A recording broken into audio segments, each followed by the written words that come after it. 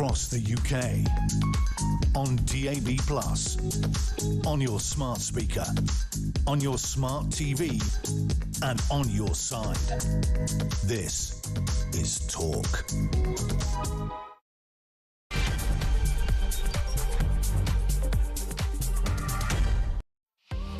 Good afternoon, this is Talk Drive. I'm Peter Cardwell. It's great to be with you between now and 7 o'clock. An awful lot to talk about today, including the fact that foreign-born prisoners in UK jails are at the highest level since 2013. We're emptying out those prisons. That's what the government's doing anyway, on a lot of different ways. But what about the foreign-born prisoners in there? There are loads of them. There are thousands of them, over 10,000 in fact. Can we deport them? Can we get rid of them? Can we get them off our shores? Is that actually fair to do that? Because if they're serving less than half their sentence, in fact, perhaps even 30% of their sentence before being deported, well, are they going to serve any time for possibly heinous crimes like murder and rape and armed robbery? We know that Robert Jenrick, the Shadow Justice Secretary, says that they should all be sent back. What do you think? 0344 499 1000. We'll talk a little bit about the pensioner arrested on suspicion of poisoning children at a summer camp, about Trump's tariffs on Canada, a limit on civil service internships to working class people. What does working class even mean anymore? Is it to do with income? Is it to do with outlook? And do you think that's fair enough if you're having an internship in the civil service? Quite a prestigious thing to do for many people who are 17, 18, 19 years old. Should that be limited to people, 100% of them, limited to working class people? What about people who've worked hard to pull themselves up by their bootstraps and perhaps go up a class or move up a class? And does class even matter anymore? At about 4:30, there's going to be a big announcement from the Supreme Court in regard to mis-selling car finance loans. If you had a car finance loan at any stage between 2007 and now, you're going to want to listen to that judgment. It's coming in about half an hour. We'll get full analysis of that a little bit later on as well. We'll talk about the sport, we'll talk about what's in the sun, we'll talk about working from home as well, because apparently Virgin Media says that there are when people go online, the number of people online dips rather dramatically around 3 o'clock on a Friday afternoon. So maybe you've knocked off already, and that's fine because you can listen to me or watch me. But the fact is that many people are working from home and then deciding 3 o'clock on a Friday, that's it. What time do you actually knock off? And does it really matter? Because surely it's about productivity. We all know someone who is in the office at 1 minute to 9 and leaves at 1 minute past 5. Let me know your thoughts on all of these matters. 0344 499 1000 is the number to call. You can text me at 7222 with the word talk in your text. You can tweet me at talkTV. You can follow me at Peter Cardwell. Send me a voice note at less than a minute, please. Otherwise, Tech Up Dave gets even grumpier than he usually is. You can also send me a WhatsApp text message, and you can give me a ring, all on the main number 0344 499 1000. Plenty to discuss between now and 7 o'clock. Stay with us here on Talk. He's not grumpy, he's lovely. Right then, let's talk about foreign-born criminals and migrant hotels. Danny Shaw is with us, the Home Affairs commentator and former advisor to the Home Secretary Yvette Cooper. Danny, good afternoon. Good afternoon, Peter. Hi. Just before we talk about migrant hotels, can you just bring us the latest on this pensioner arrested on suspicion of poisoning children at the summer camp? We know that there haven't been any charges brought here, but what are the details that we know so far? It's a truly odd story. It's a very unusual story, isn't it? It happened at Stathurn Village, which is about 10 miles north of Melton Mowbray. There was a summer camp for children. The camp was owned by Braithwaite Gospel Trust. It was used by church groups. We understand that there was a church group from the Nottinghamshire area that was there. 8 children were taken to hospital on Sunday and have since been discharged. An adult was also admitted to hospital and was later released as well after treatment. And this was the police were called, ambulance were called, major incident. You can imagine how upsetting it must have been for the parents of those children who were at the camp, suddenly got a phone call to say, you know, your child's not very well, going to have to take him or her to hospital.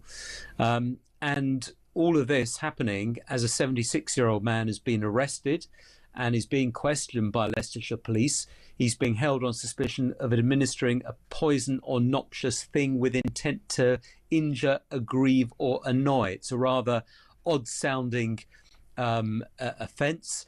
It comes under an 1861 piece of legislation. But it is a serious offence, just an allegation at the moment. The man is in custody, and we await developments from Leicestershire Police to see whether there'll be any charges, whether he'll be released or whether he'll be released on bail. We'll keep an eye on that.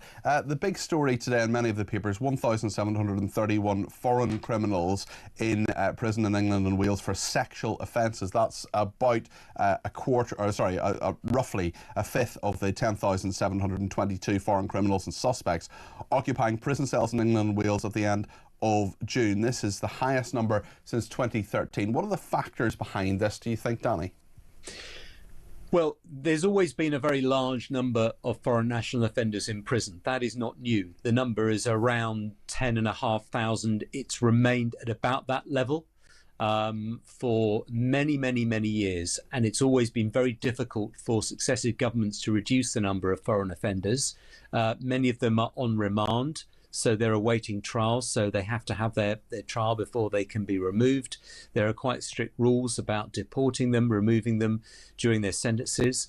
This government is trying to sort of relax those rules so that they can deport foreign offenders earlier on in their sentences. Yeah, it's interesting you mentioned that actually, because there's a move from deporting people after half their sentence to 30% of their sentence. Now, Robert Jenrick is saying they should be deported immediately, and actually emergency measures should be introduced to deport the entire prisoner population. I'm not sure I agree with that, because whilst it sticks in my craw that we're paying anything to keep foreign prisoners in this country, if they're deported, is there any guarantee they'll serve even a day for horrendous sentences sometimes, horrendous crimes that they've been convicted of? That's exactly the point. And I have to say, Peter, this is something that sounds like a really good idea from Robert Jenrick, the former Home Office Minister. But actually, when you look at the detail of it, it sort of falls apart, because many thousand of them are on remand. They haven't been convicted of a sentence yet, or of an offence yet. And those that have been convicted, we need some assurance in the UK that they're going to be punished for the crimes they've been convicted of. And sadly, there are some countries that if they're released, there's no guarantee of that. They may well just walk free. So, it's not quite as simple as he says, but I think there are ways that the foreign offender population can be brought down. In terms of the number of sex offenders and those convicted of violent crimes, that's a real concern. But there's been a general trend right across the UK for an increase in the number of sex offenders who are convicted, because there are more sexual offences being reported to police, resulting in prosecutions and convictions. That's been a trend over the last 12 to 13 years. So not surprising that you're seeing an increase in the foreign sex offender population, particularly because the foreign national population tends to be younger, tend to be men, and they are the ones who predominantly will commit sex offences. I want to ask our viewers and listeners at home what they think about this actually. Would you rather a foreign offender be deported immediately, or would you rather they serve some of their sentence here? If you deport them, is there any guarantee that they're actually going to serve their sentence in a foreign jail? A lot of foreign countries just wouldn't jail them at all, especially if they've been convicted here in the UK. What do you think about this? What do you think about what Danny's saying there? 0344 499 1000 is the number to call. Danny, plenty of other home affairs stories around at the moment. I am very worried about this idea about silencing migrant hotel critics. Certainly, free speech is under pressure in this country. We are the home of free speech. We're the home of common sense. And what we know now is that there's a department at Peter Cardwell's department, the Science, Innovation and Technology Department, used to be known as the Counter Disinformation Unit, a rather sinister name used during COVID against people like my colleague Julia Hartley-Brewer to monitor them. Now the government's National Security and Online Information Team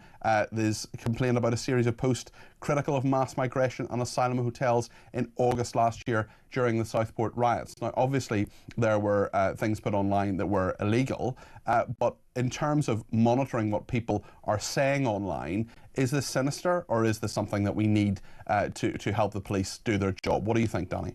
Personally, I don't find it sinister. I know that you might not agree with that, and some of the people watching and listening to this might not agree. I don't think it's a sinister development, because I know that there is a huge amount of disinformation and misinformation on the internet, on the web, on social media, much of which we're not even aware of, and that there has to be some means centrally of monitoring that, of trying to counter it, particularly when some of those messages could lead to crimes being committed, could lead to unrest and disturbances. Now, I don't know all the details of this unit, but I don't find it that surprising, and I don't find it that sinister. They're not interested in what Julia's saying. They're really not. Well, they quite literally were, Danny, because they did monitor Julia Hartley-Brewer and many others. Monitoring is different from being interested in taking action. And no doubt people they're monitoring what they say, my Danny. tweets sometimes. They're monitoring what they say, and what Julia was saying was counter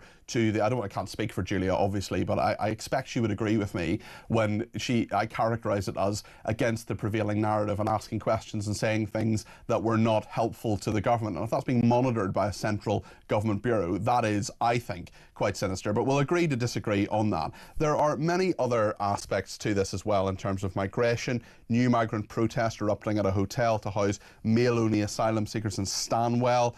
We know that there were protests in Epping and indeed at Waterlooville. I think we can see some of the footage of that on the screen at the moment. Is that Waterlooville? I think it is. Danny, this is growing. There's real anger out there and people are taking to the streets. Yeah, absolutely. When I was working, that's Epping on the screen, I should say, just for accuracy's sake. That's Epping, is it? I know that I think there's a protest planned for North London tomorrow as well. The Metropolitan Police has put some restrictions in around the protests around that too. So it is growing, and the problem is that people are rightly alarmed at the fact that we have porous borders with people coming across on small boats in their tens of thousands, and there's nowhere to put them other than in hotels in local communities. And it's a real concern, particularly if those communities aren't consulted, and particularly if people from those hotels go and commit crimes. I'm sure it's a very, very small number that are committing crimes, but you can understand people's concerns around that. They have absolutely a right to protest. Nothing wrong with having protests, and we shouldn't try and stop that in any form. My concern is when it tips over into violence and disturbances and potentially crimes against people in those hotels. It's not their fault that they're in the hotels. That's where they've been placed. And some of them will have legitimate claims for asylum. Some of them may not. And they are, at the end of the day, human beings just like all of us. So it's important to remember that. But the protests are absolutely tapping into a concern that this problem is sort of out of control. 25,000 this year, 200 asylum hotels dotted across the country are being used. Those numbers have got to come down. The only way they can come down, if you can't stop people coming across, is to make decisions quickly on asylum claims and remove those who have no right to be here. Well, the processing is a major part of the issue. Just what Danny was referring to, there are two protests due to take place in Islington tomorrow, one opposing the use of a hotel to accommodate asylum seekers and a counter-protest by Stand Up to Racism. The protest against the Thistle Barbican Hotel is organised under the banner Thistle Barbican Needs to Go, Locals Say No. We will, of course, keep you up to date on everything that happens there. Just before you go, Danny, perhaps you could tell me your thoughts on this terrorist who confesses he masterminded the 7/7 bombings, but he could be free in days due to some sort of loophole. Just talk us through this. Well, this is an extraordinary case. It's a man called Haroon Aswat, and I remember when I was reporting on this some 20 years ago, there was a real battle to try and extradite him from the UK to America to face trial, where he was accused of trying to start a terrorist training camp in Oregon in the United States. He was working with Abu Hamza, that notorious terrorist preacher from Finsbury Park Mosque. You might remember him back in the day. This was all happening in the 1990s. Eventually, he was sent to the United States and he was jailed there in 2015 for 20 years. But because he served so much time in prison, he's been returned to the UK and is being held in a medium secure a mental health facility because he has some mental health problems, but it appears that he will be released. I'm not quite sure on what grounds he's being released and who has actually made that decision. But it is a real concern, particularly because a Deputy High Court Judge, Mr. Justice Robert Jay, said that there was evidence of an ongoing risk. And I think police are very concerned about that. The more positive news, Peter, is that the police do have some very extensive and good monitoring processes in place with MI5, the security service. They work very well together, and also with probation. And so I think there is a good chance that he will be very, very closely supervised and monitored on release. But it's a real concern, no doubt about it. Haroon Aswad is someone I'm very happy with being monitored. Danny, thank you very much indeed. That's Danny Shaw there, who is a Home Affairs commentator and former advisor to the Home Secretary, Yvette Cooper. Dawn in Chelmsford says, good afternoon, Peter. Good afternoon, Dawn. If we deported foreign prisoners, there's nothing to stop them returning by rubber dinghy without identification. They would swap prison for a 4-star hotel. Gary in Bolden says, Bolden or Bolton? I don't know, Bolden. If foreign countries choose not to jail those convicted in the UK, then at least they can't commit crimes against the British people. They could go back, I suppose, Gary, as well, unless you ban them. That's another big issue. But yeah, this is a huge issue. Paul in Cornwall says, 20% foreign offenders. How many are second-generation immigrants? I wonder what percentage would support home nations at a football or cricket match. I mean, that's a fair point, and just because someone is foreign born doesn't mean they haven't got British nationality. So there are all sorts of issues around this. And another person says, deport all those in our jails and those crossing the channel illegally, but we still have millions legally that have migrated here. That is correct. Michael in Bexley Heath has been in touch. He's given me a ring, 0344 499 1000. Michael, you're the first caller of Drive today. What would you like to say? Basically about the boats coming over. As I said to your that young lady I spoke to, basically that beach hasn't changed since 1945. The only thing that's changed is the obstacles have been taken out to stop us getting in. So they can literally walk out at low water and launch a boat. Although the French started cutting the boats, all they did was push them up to the up the canals, and they were launching them from there. So then they can't get to them. I mean, at the end of the day, the French are not doing anything. Yeah. I watched the thing as well, and also, how do they get through that 12-mile shipping lane? Well, they're escorted a lot of the time. They're given escorts through that. No. They go through it. Some of them get through. The thing is, at the end of the day, those boats are underinflated because they know that they're going to get picked up. That's what they're doing. Them boats are army issue. And a lot of them, when they come over in the boats and they bring them back, they sell them on eBay. Yep. So, and there was one yesterday I saw they found in Bulgaria. So where are they coming? That's what they've got to do. They've got to. I know it sounds stupid, but they've got to blanket the news for it because then the people smugglers are working out how they can get around it. If they don't know that they're not being successful getting through, then they're going to try another route. Well, this is the thing, Michael, as well, and what has happened over the past 15 years or so is that the authorities innovate to some degree. They stop people coming across in lorries, for example. Then the people smugglers innovate and change and say, right, we're going to go in the trains, or we're going to go in the back of the lorries. I'll be honest with you. Do you remember that one that came over in that lorry that was over in Essex? I actually delivered to the place where that happened. Right. The actual where the lorry was impounded and all that, and that's what I'm saying to you. This is where, if you're going to make it hard for the people smugglers and the people that are coming across, what they need to do is, when you're saying deport, there's no such word as can't. We can't do this. We can't do that. It's political will, isn't it, Michael? It's political will. But it's not so much that. If we had like an embassy in a country where they've come from, right? What they could do is send them back to our British embassy out there, and then they could deal with it there, because they're going to get worried and they're going to get scared. They can't. This is where it all falls down. The thing is, at the end of the day, my grandfather fought 2 world wars to actually put us where we are today. If they hadn't been successful in what they did, we wouldn't be here today. This is where it all falls down. Everybody's blinkered. They've got short memories. And putting them in hotels. I mean, I went past that Epping one last week.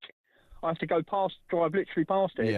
It was terrible. The people, I feel for the people, and then all that guy, what he did or what he's done, they're going to lock him up. Well, listen. The protests continue in regard to Epping and certainly in Islington over the weekend as well. We'll keep a close eye on that. Michael, thanks for your call. I really appreciate it. That's Michael in Bexley Heath there. And Dave says, what's the point of deporting them if they will probably only return in a dinghy and get put in a 4-star hotel? Better idea would be to deport this Labour government, he says.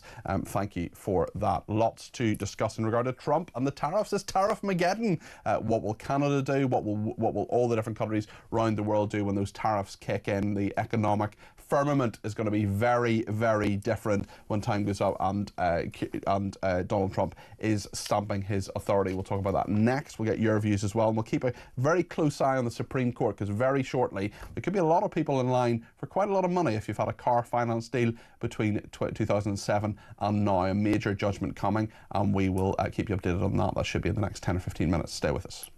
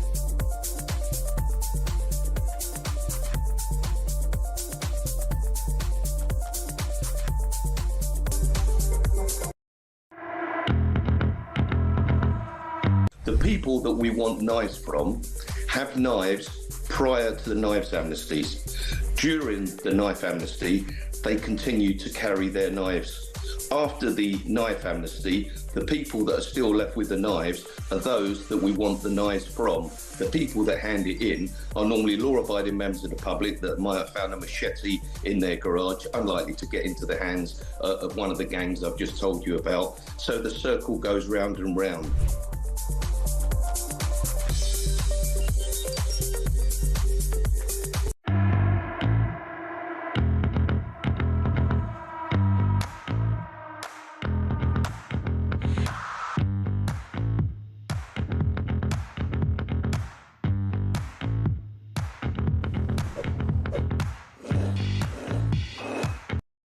Across the UK, on DAB+, on your smart speaker, on your smart TV, and on your side.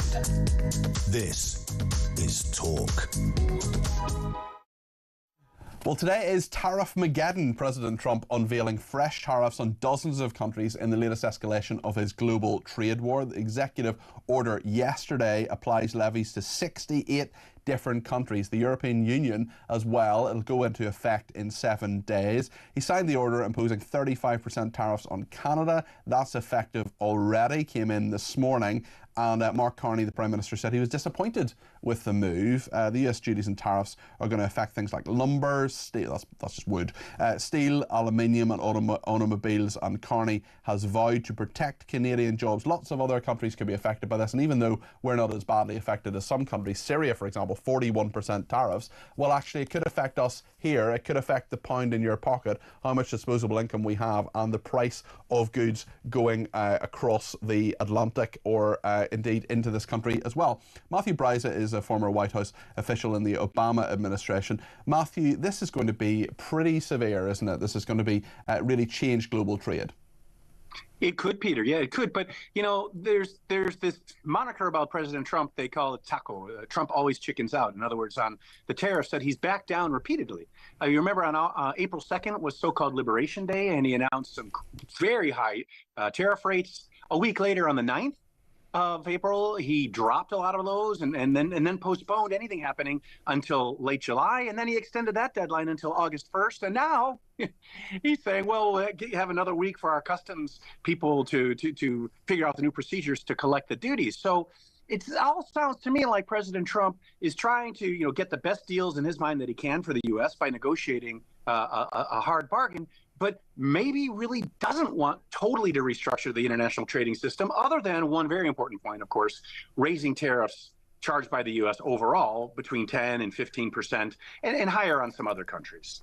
In regard to the UK, how do you think we're going to be affected in all of this? Because the UK has the lowest rate, 10%, but there are other US allies that, like Japan and South Korea, Israel as well, they're at 15%. So we in the UK have got out of this quite well, but there's still 10% tariffs. It's still not great. It's still not ideal.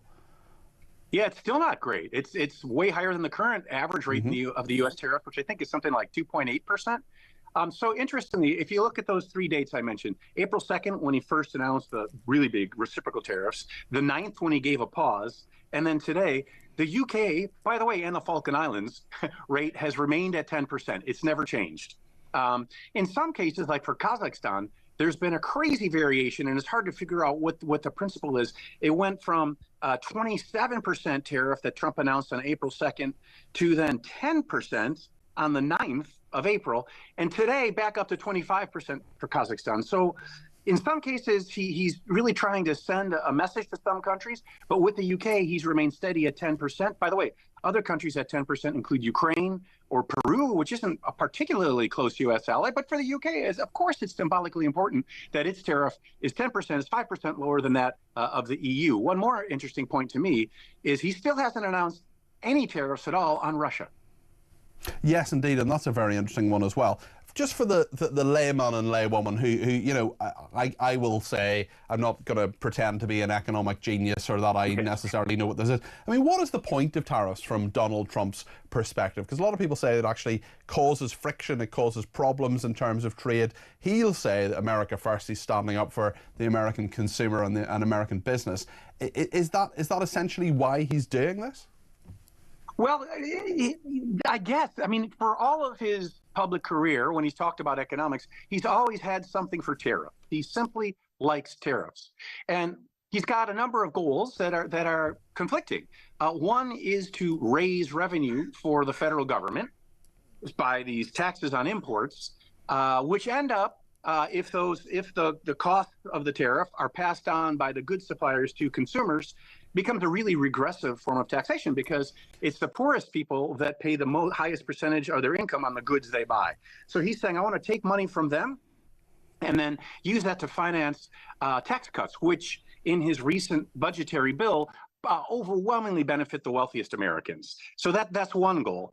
Another goal is to try to drive production into the United States from overseas. But the more that he does that, then the less money that's available in tariff revenue to help fund the federal government.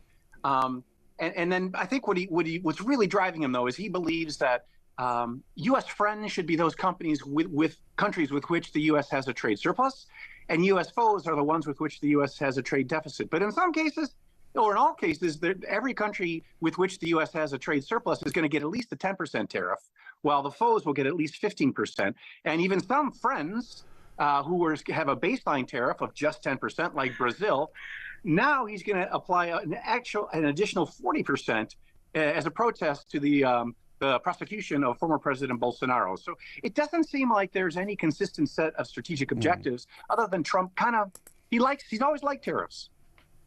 And they're part of his strategy, certainly. And yeah, it's a very good, it's a very strong policy, which of course will be popular with many of his base. Thank you very much indeed. That is Matthew Bryza, there, former White House official in the Obama administration, taking us through that. I've found out that Bolden is a place. It's a village in Tyneside. My English geography is appalling, and I do apologise for that. But then I asked the question: do you know where Rich Hill is? What about Hamilton's Bond? We're talking about the centre of the universe here. But Gary is in Bolden, and he says deport all those in our jails and those crossing the channel illegally. Then we have millions legally that have migrated here. Jonathan in Upminster says foreign sex offenders should be immediately deported and barred from ever entering the UK in the future. Jonathan, I agree with you. How are you going to enforce that? That's the problem. They just slip through the net on so many occasions. Do you trust the system? I'm not sure I do. If they do, then they should be immediately deported again, says Jonathan. No appeal, just deport. Louise in Ipswich says, hello Peter. Hello Louise. All foreign criminals deported immediately. If the country will not take them or not put them into prison, we rent space in El Salvador's prisons. They can serve their sentence there and then have a free ticket to the country of their choice, as long as it is not the UK or anywhere in Europe. Well, let us know what you think of all of this. 0344 499 1000. Plenty to discuss. We're still waiting for that Supreme Court decision. I expect it'll come very, very soon indeed, and we'll talk in just a second as well about civil service internships. Is this fair that if you're going to get one of these prestigious internships in the civil service, that your parents' income when you're 14 is measured, and if it's above a certain level, you can't get the internship? Also, what does working class mean anymore? Are you working class? Why? Let me know your thoughts. 0344 499 1000. Stay with us.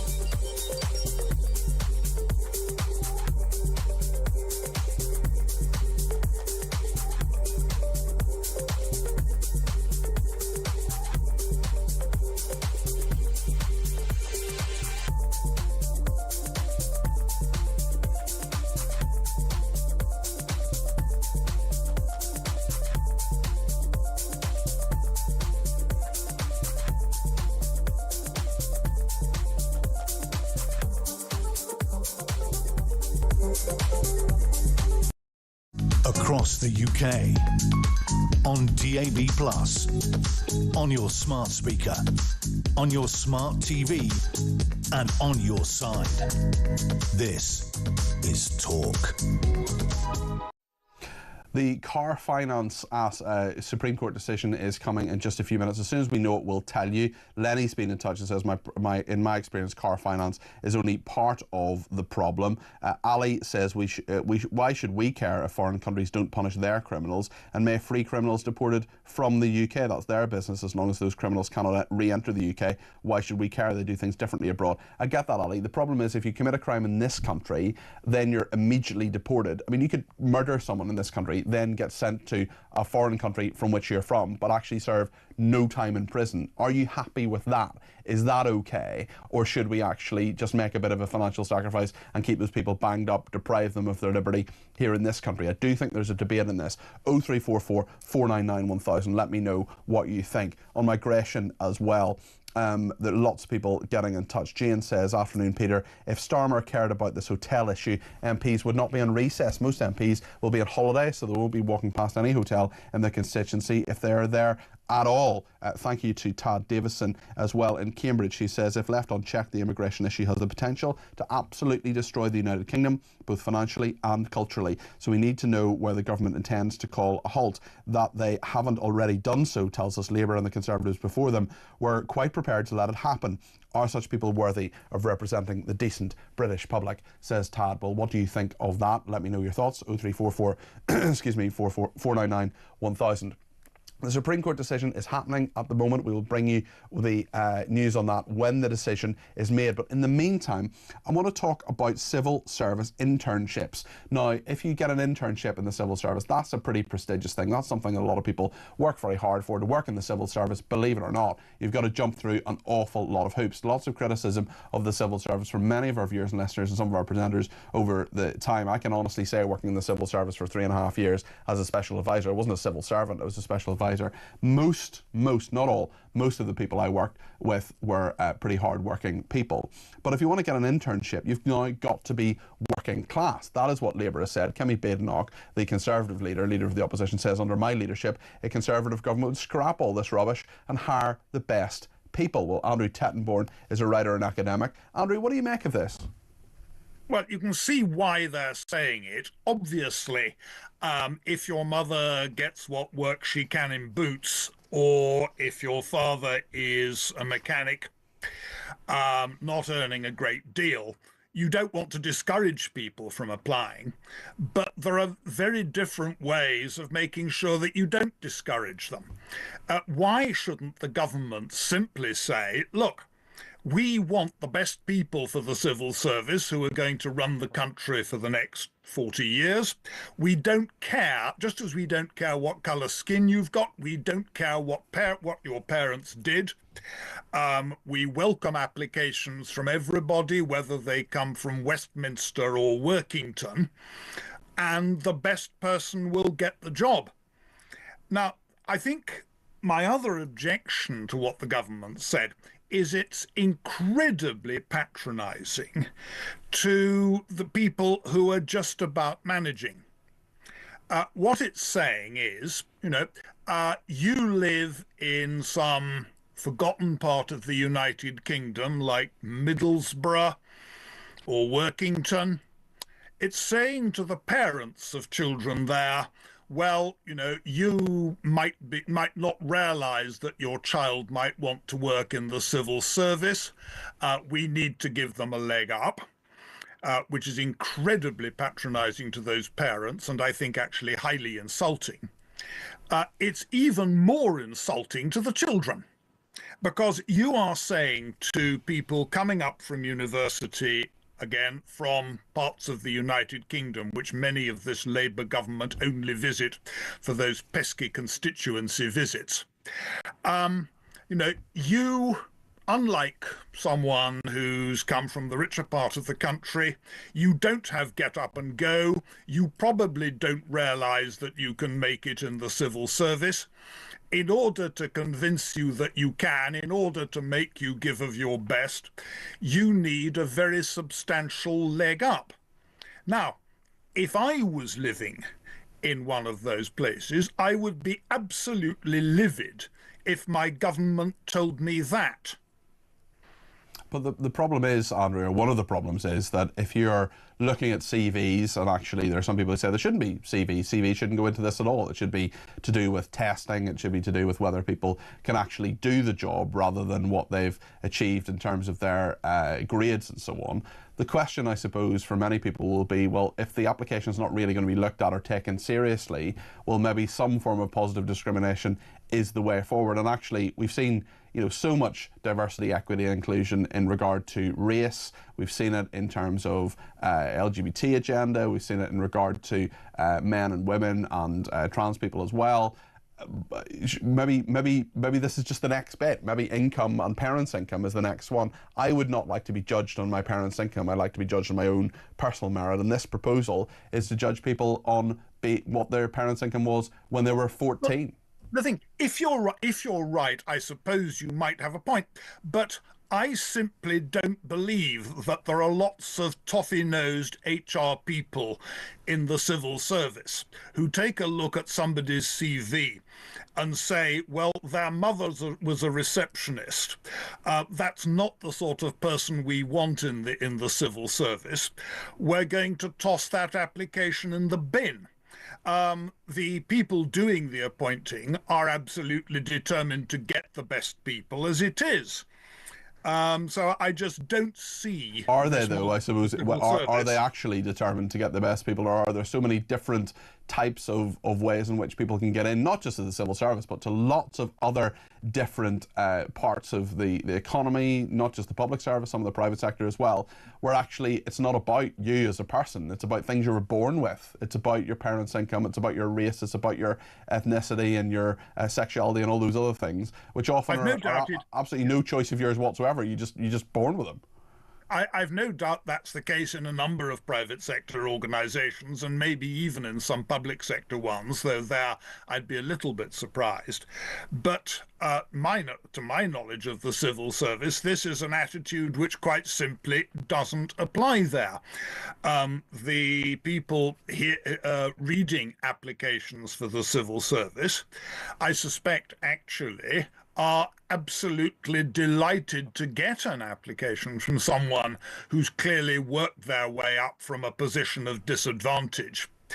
And far from saying, oh, well, that's not the sort of person we want, I suspect they're likely to say, if they've worked themselves up this far, they may very well be the sort of person we want.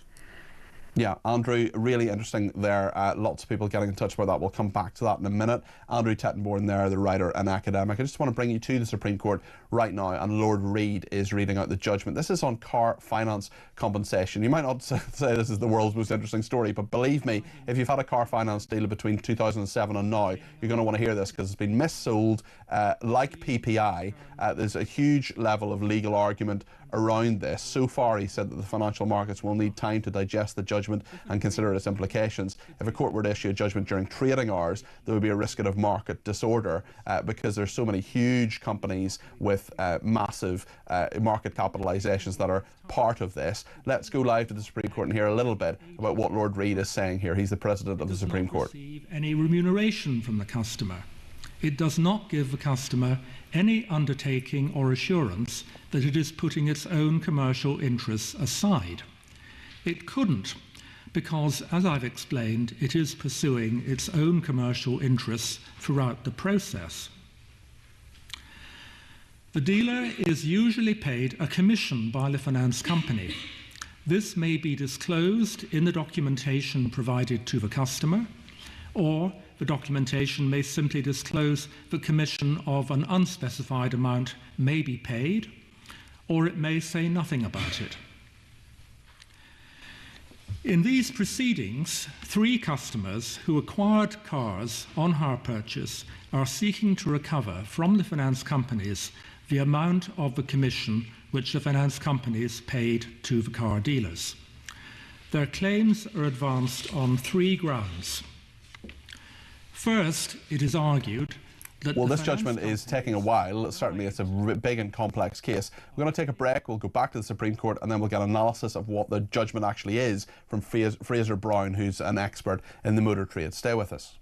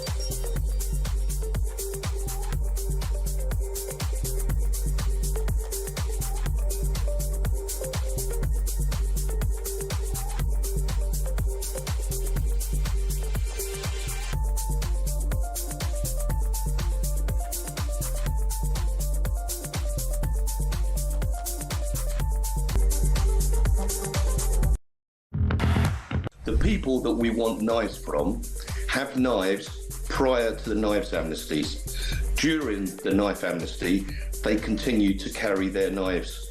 After the knife amnesty, the people that are still left with the knives are those that we want the knives from. The people that hand it in are normally law-abiding members of the public that might have found a machete in their garage, unlikely to get into the hands of one of the gangs I've just told you about. So the circle goes round and round.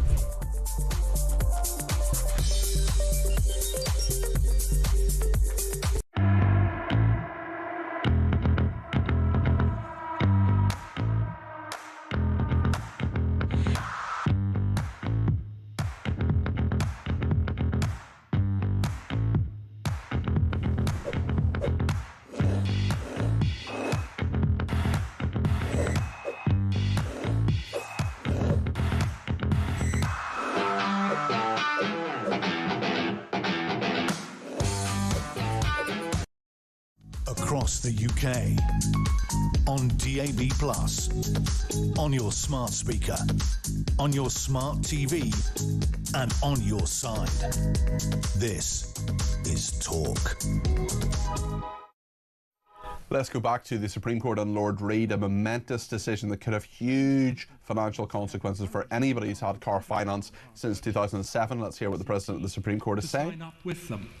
And no doubt a great many people have done so under the impression that they had a valid claim. But it was too early to form any view as to whether a valid claim lay on the basis of the Court of Appeal's decision, as the decision was under appeal, and it was only once this court decided the appeal that it would become clear whether the Court of Appeal had decided the cases correctly or not.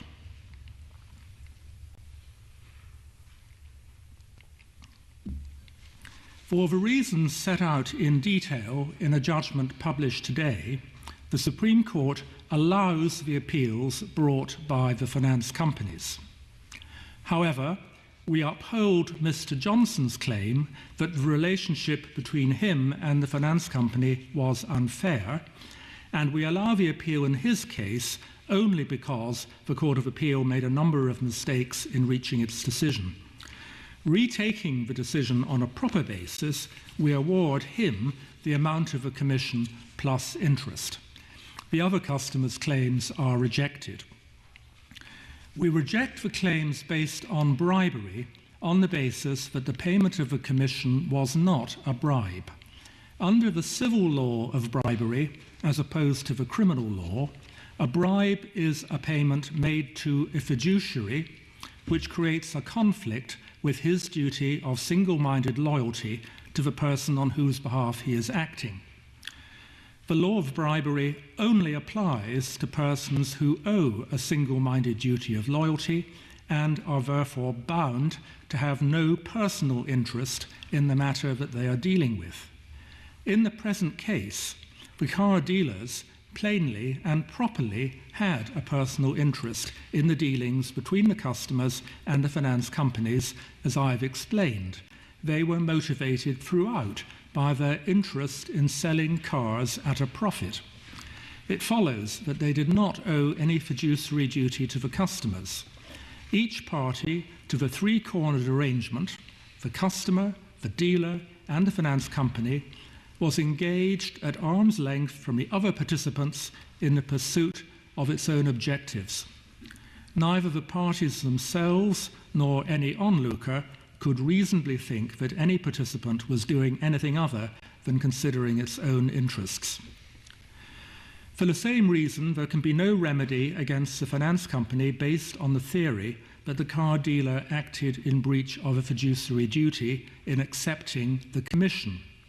It was not a fiduciary, that's to say, a person entirely committed to acting in another person's interests without any interest of his own.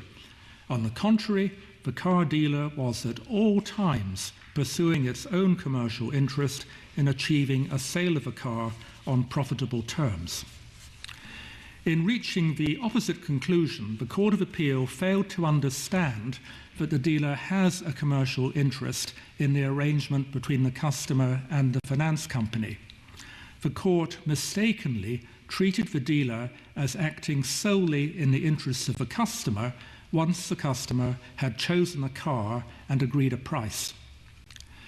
The Court of Appeal also attached significant weight to findings that the customers trusted the dealers and were in a somewhat vulnerable position. That was the wrong approach. A fiduciary duty of loyalty is not generated by feelings of trust or by vulnerability. It is not a form of consumer protection. It's generated by an undertaking to act entirely in another person's interests without regard to one's own. That was obviously not the position of the dealers, interested as they were throughout in achieving sales. The question of an unfair relationship raises different questions. The statutory test of unfairness under the Consumer Credit Act allows courts to take account of a very broad range of factors and is highly fact-sensitive.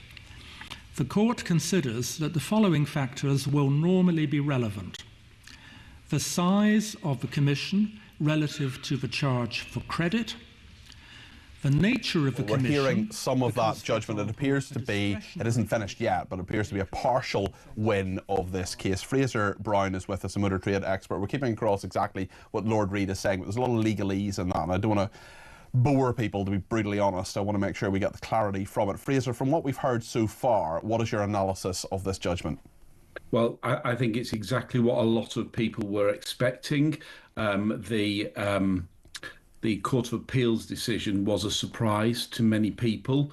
The principle here is one of why is a car dealer in existence? And a car dealer is there, one, to get good customer outcomes, but two, to also make profit. They're a commercial organisation. So just bring us right back to the start of this, Fraser, and just explain this. Maybe there are people just tuning into this thinking, hold on a second, I had a car finance deal a few years ago. What should they, just bring us right back to the start of this. What happened, why it's important, and what happens now?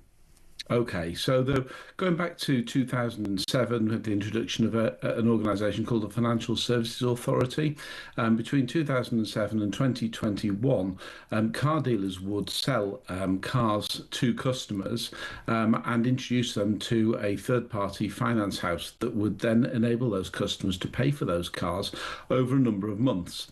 And what happened during that period of time is that the car dealers were able to set an interest rate, and that interest rate could be higher or lower. And the higher that interest rate was, the more commission the dealer would earn.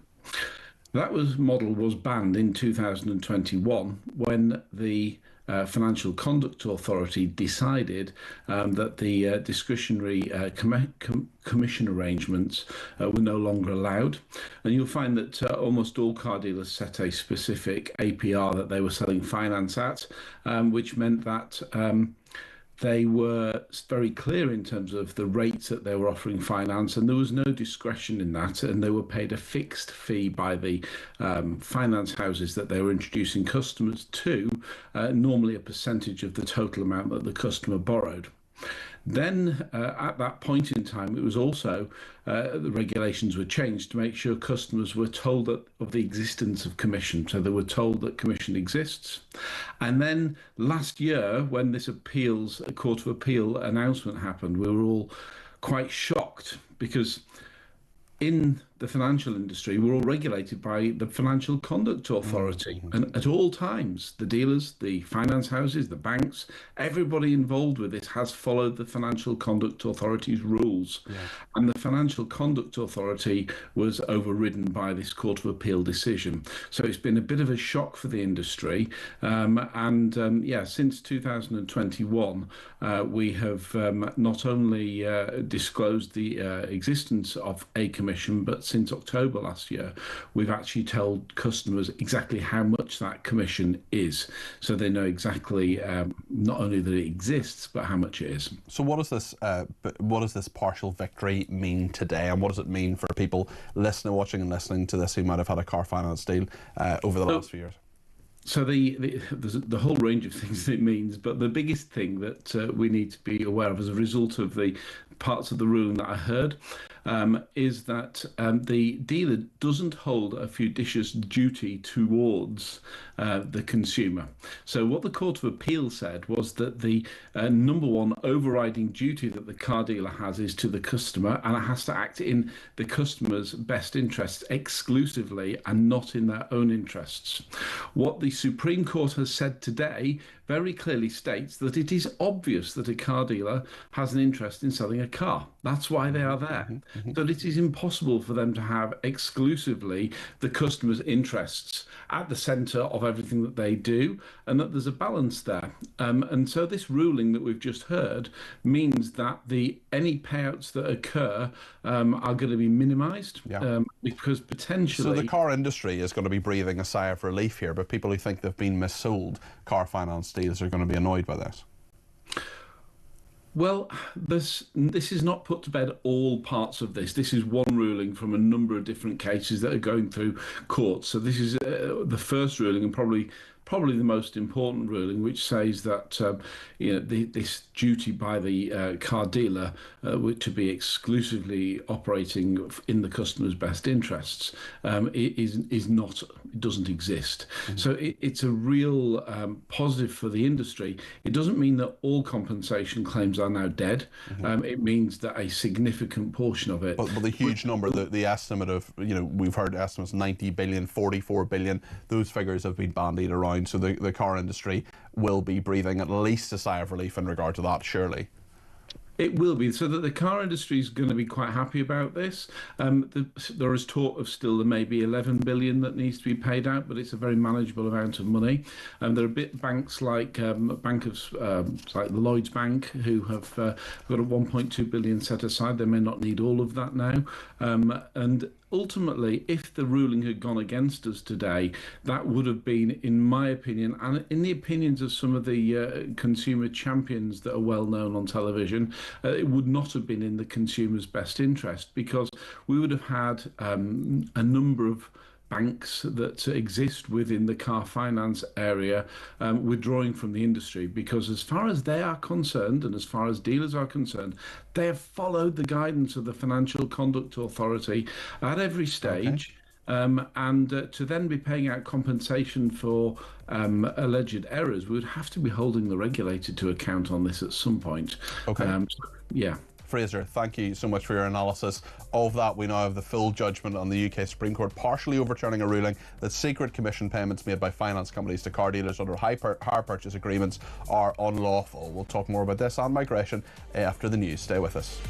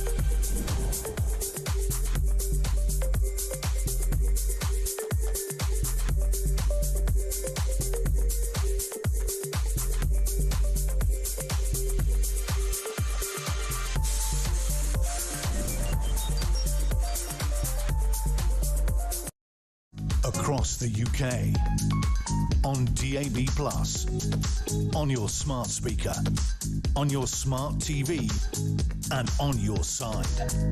This is Talk.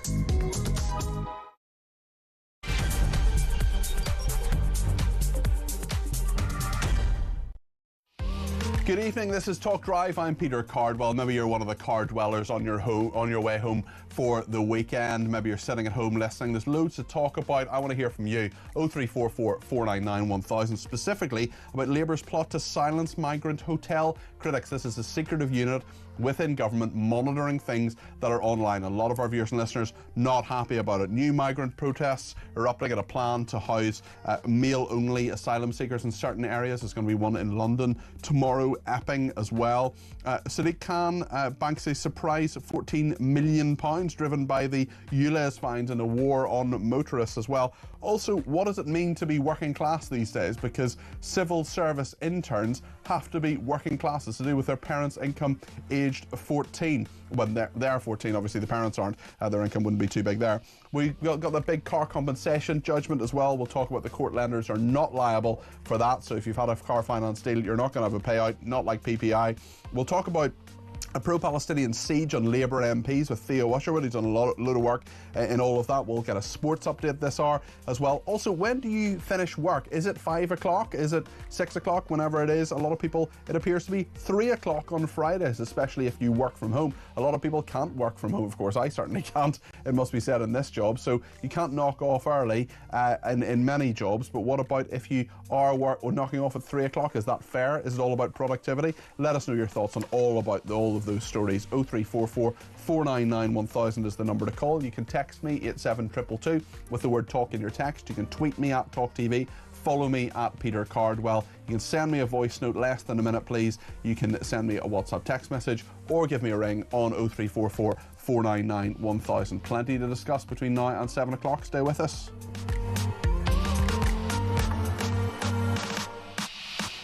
Ali says, finish on 3 on a Friday, not a chance. By then the pubs have been open for 4 hours and I'm not working overtime for anyone. Amy says, just a thought, could visas to the UK be stopped for citizens of those countries that don't jail their foreign offenders once they have completed 30% of their sentence here and then deported, so that 100% of the original sentence is completed? That's one idea, certainly. And Angela's been in touch and says, I agree with your concerns regarding free speech. MI5 monitor terrorist activity, but I do not want to live in a country where the government monitor what I say. None of the illegal immigrants should be here. They are illegal. Also on class, quite a number of people getting in touch, including Chris in Newbury. He says, so the daughter of a part-time university lecturer will be able to become a government intern, but the son of a train driver won't. That seems fair. Well, the train drivers, the ASLEF ones anyway, earning £80,000 in their latest pay deal.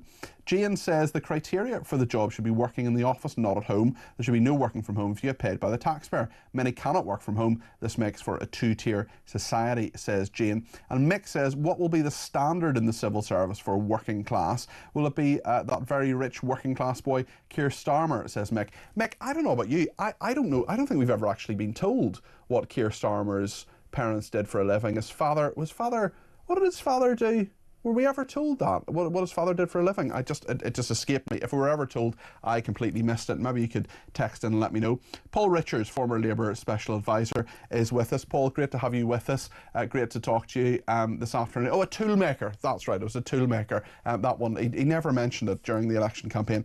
Paul, there's so much to talk about. I want to talk about migration in a second, but actually quite a number of people getting in touch about this civil service internship programme and the fact that you've got to be working class. Is that a sensible policy? Kemi Badenoch thinks it's rubbish.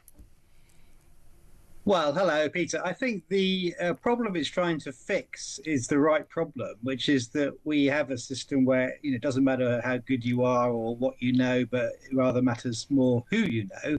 And we know that internships often go to the friends and family of people, and people get their first break in jobs through, family connections and so on. And you need to crack that problem. This from Pat McFadden today is an attempt to do that and to open up internships to everybody.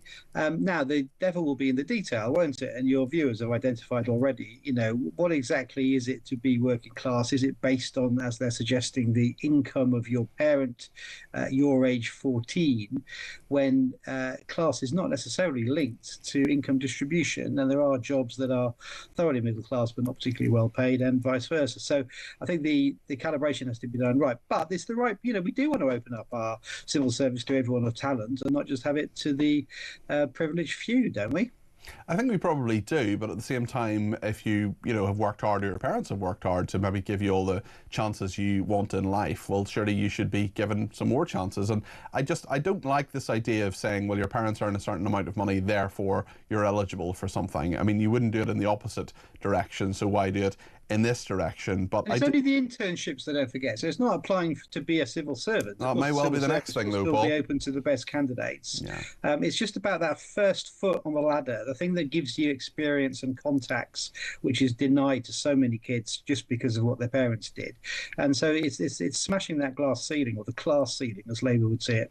Yeah, there's now this idea about a rainbow ceiling as well, which is perhaps a stretch too far, given that it's not actually a rainbow's not really a thing. What's the rainbow ceiling? Well, it's apparently gay people can't get promoted. I mean, I just don't think that's true, certainly not in the media anyway.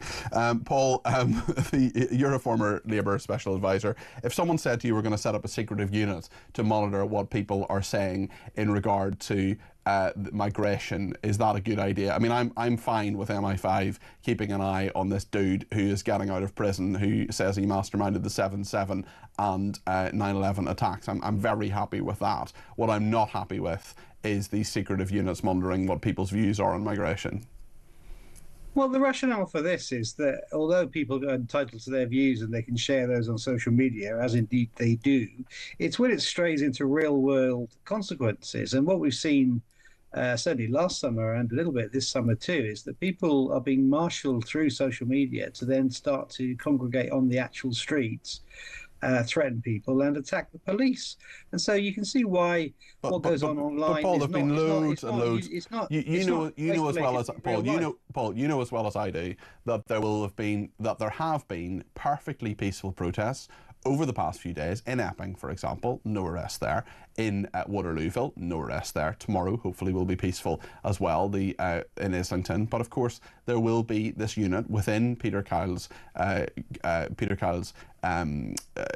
department. Thank you. That will be monitoring what these people put online, and just because they disagree with the government, we've seen Julia Hartley-Brewer, my colleague here, was monitored for her views on COVID, which just went on lockdowns, which went against the government's narrative. Many of those views have been proven to be totally accurate and based on fact. But the fact that this is being monitored in this disinformation unit, I think, is quite a sinister development. I don't think it's sinister at all. And what people need to realise is that when they do write things down and press that button, it's going into the public domain. The social media is not some safe space where you can do and say whatever you like and threaten anyone and, get people to try and do things that are illegal. It's a space where it's governed by law. And I think it's entirely reasonable. But why should it be up to civil servants? Well, why is it then up to civil servants to monitor that? Surely it's up to the police as well. And you said earlier, people can say what they like on social media. We've had the Online Safety Act brought on by the Conservatives, implemented by Labour, that we have, for example, the Shadow Home Office Minister who made a speech on rape gangs and has had that censored by X. I'm not holding you personally responsible for what Twitter does or does not put out there, but what we've seen a lot in the last week since the Online Safety Act has actually been implemented is the fact that actually there are loads of things that people put online that can't be seen or heard. And I'm not talking about dangerous pornography, I'm not talking about inciting people to violence, things like that. I don't want any of that to be online. It is inevitably online. But the fact is, there is not the freedom of speech that we should be guaranteed as a society, even under the Online Safety Act. Well, it raises that sort of broader question, doesn't it, of where are the limits on freedom of speech? And people talk about freedom of speech as though it was unlimited. We have laws that are related it's within the law. You can and can't say. And so I think it's right that people's online discourse around, it could be that people are saying, well, let's meet outside. I've heard that this hotel is going to have certain people in it. Let's go and attack it. It's right that the authorities are actually keeping an eye on that stuff, because actually it can lead to real world consequences, and it can lead to violence. We saw the police being attacked, for heaven's sake. This is not. And just I don't want online. that to happen, Paul. But what I'd like is the people who can implement the law monitoring this. If people are suggesting it should happen, then you want to know who they are and where they are, so we can stop it. Look, if it's against the law, that's fine. But people who are there to deal with the law are the police. What you know as well as I do is that these civil servants are not people who can implement the law and say, right, we're going to go and arrest someone for inciting violence. What they're doing is they are monitoring people's opinions that are simply against the government. Well, I dispute that. I just think that it is another way to make sure that. But we've seen it. We've seen it already. Nothing. We can head off. Paul, nothing. Julia, more serious consequences as a result. I can't talk for Julia Hartley-Brewer, but my impression of what she said and put online was that it was against the government's narrative. They monitored her. They monitored many other journalists. We know this, and that is something that is really quite sinister. Nothing she said or did was in any way against the law. It was simply what was meant to be free speech, which was monitored by the secretive unit. Now it's being expanded for people in regard to migration. That, to me, is a really sinister development. Well, I dispute your use of the word sinister, because I think it's sensible to keep an eye on public opinion, particularly around these flashpoints of immigration and other issues as well, and to understand if there is misinformation or fake news being put out there, what people are thinking, not least because it can then be countered. There was an example, wasn't there, where everyone was rushing outside a hotel in Tower Hamlets that didn't have any asylum seekers in it at all. It was just nonsense online, and people read any old rubbish and act accordingly. And so you do need to keep an eye on that, I think, because you do need to maintain public safety. I think it's entirely reasonable. I think we'll just disagree on that, Paul. There's fury as well. We'll have to agree to disagree. Agree to disagree. We will disagree without being disagreeable. There's fury as Sadiq Khan has banked 14 million quid driven by the hated ULEZ fines and the war on motorists. What do you make of this? Well, he's not banking it, is he, and going off on a big holiday? Well, it's not in his back pocket, This is revenue raised through the ULEZ, which can then be used to protect Londoners' environment and use other services for Londoners, I imagine. I don't know which budget will go through, but it'll be services for people who live in London. The ULEZ is a tool to clean up the air, which has been demonstrably successful. We have got cleaner air now, I believe. I don't live in London myself, but I'm told this by people that do, and it will actually save money in the sense that there'll be fewer kids with asthma who present to the National Health Service in 5 or 10 years' time. So, it's I know it was unpopular, and I know it caused It's still very unpopular. There are loads of people who are paying through the nose to come in and out of London to drive. As a bit of public policy, it is working to do the thing it was aimed to do, which was to clean up the air. When the Conservatives brought in the Clean Air Act in the 50s, people howled with outrage, but it made the air cleaner. It made people less likely to be ill. So these kind of public health interventions they do help us all. One thing he doesn't seem to care about is the air quality on the tube in London. I don't want to be too London-centric, because 82% of our viewers and listeners live outside London, but ULEZ is one of those things that are low-traffic neighbourhoods. These kind of charges are being implemented right across the country, places like Birmingham, Glasgow and others as well. And what people will do is see this as for what it is, which is a money spinner. No, I disagree. I think it's about cleaning the air. It's changing people's behaviour. It's a tax designed not to raise revenue, but to actually change the way we behave and to take fewer journeys by polluting cars. I mean, that's what it's for. And again, when Mrs. Thatcher took the lead out of the petrol in the 80s, everyone said, oh, that's terrible. But, it helped clean the air. And these interventions are unpopular in the first instance, but in the long term, just make life better for everybody. And that money, that 14 million that it has raised, that hopefully will diminish because fewer people will be making the journeys that charge the ULEZ. It means that actually that should be a charge that goes down because people don't behave in the same way, which is the whole point. It's never going to go down, let's face it. Paul, listen, thank you very much. Paul is a former Labour Special Advisor. Thanks for joining us on the programme today. Jenny says the list of working class jobs include a train driver but not an NHS nurse or toolmaker. So Keir is firmly not working class, says Jenny. Just to inform you, the illegal immigrants coming across in large dinghies, says Neil, and are being housed in hotels. Will this be monitored and be reported, says Neil, in what he calls Labour obliterated Wales. Paul from Warrington in Cheshire, just wondering, with these illegal immigrants going into houses of multiple occupancy, will they have to pay for their own food then? If so, the money we give them won't go far, and I'm guessing that's when we will start seeing more trouble in the streets, when you go out trying to find ways of making money, if you follow my drift. Great station and show, says Paul. Thank you, Paul. Jane says, as every suggestion deporting people hasn't worked, maybe we should deport them all to America. Let the president do the rest. He knows how it's done. Kate says, this sounds a bit silly, but why can't the government have a deal with China, who seem to be the biggest dinghy importer? Just pay them to stop it. Will it be cheaper? Plus other countries we need to try anything. Kate, that's not the worst idea I've heard. I don't think it's a silly idea at all. The thing is, they'll presumably just get them from elsewhere. But listen, it's one idea, and we need to throw the kitchen sink at this. Andy in Alicante says, I don't understand why all the illegal immigrants aren't immediately arrested, detained and charged with illegal entry to the country. It's a criminal offence and is not cancelled out by claiming asylum. If this happens just a few times and they were remanded in custody, the boats would stop. And finally, Jenny in Bicester says, foreign-born criminals should be deported on conviction day one. Just get them out of the country. It acts as deterrent, with the understanding that if you come here and commit crime, you will go immediately. We don't have to pay to keep them here or use up our prison space. I don't care if they're imprisoned on arrival in their home country. That is not our issue. And chances are, if they are worse here, they will end up, if they're bad ones here, they will be there, where they will be bad there and end up in prison anyway, says Jenny in Bicester. Lots to discuss. Get your call in during the break. We'll take some calls after the break and some voice notes as well. 0344 499 1000.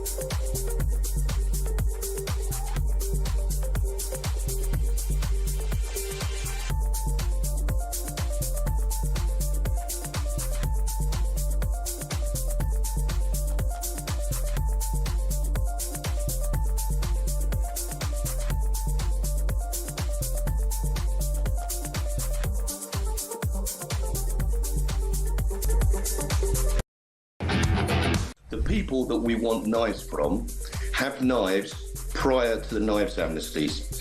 During the knife amnesty, they continued to carry their knives. After the knife amnesty, the people that are still left with the knives are those that we want the knives from. The people that hand it in are normally law-abiding members of the public that might have found a machete in their garage, unlikely to get into the hands of one of the gangs I've just told you about. So the circle goes round and round.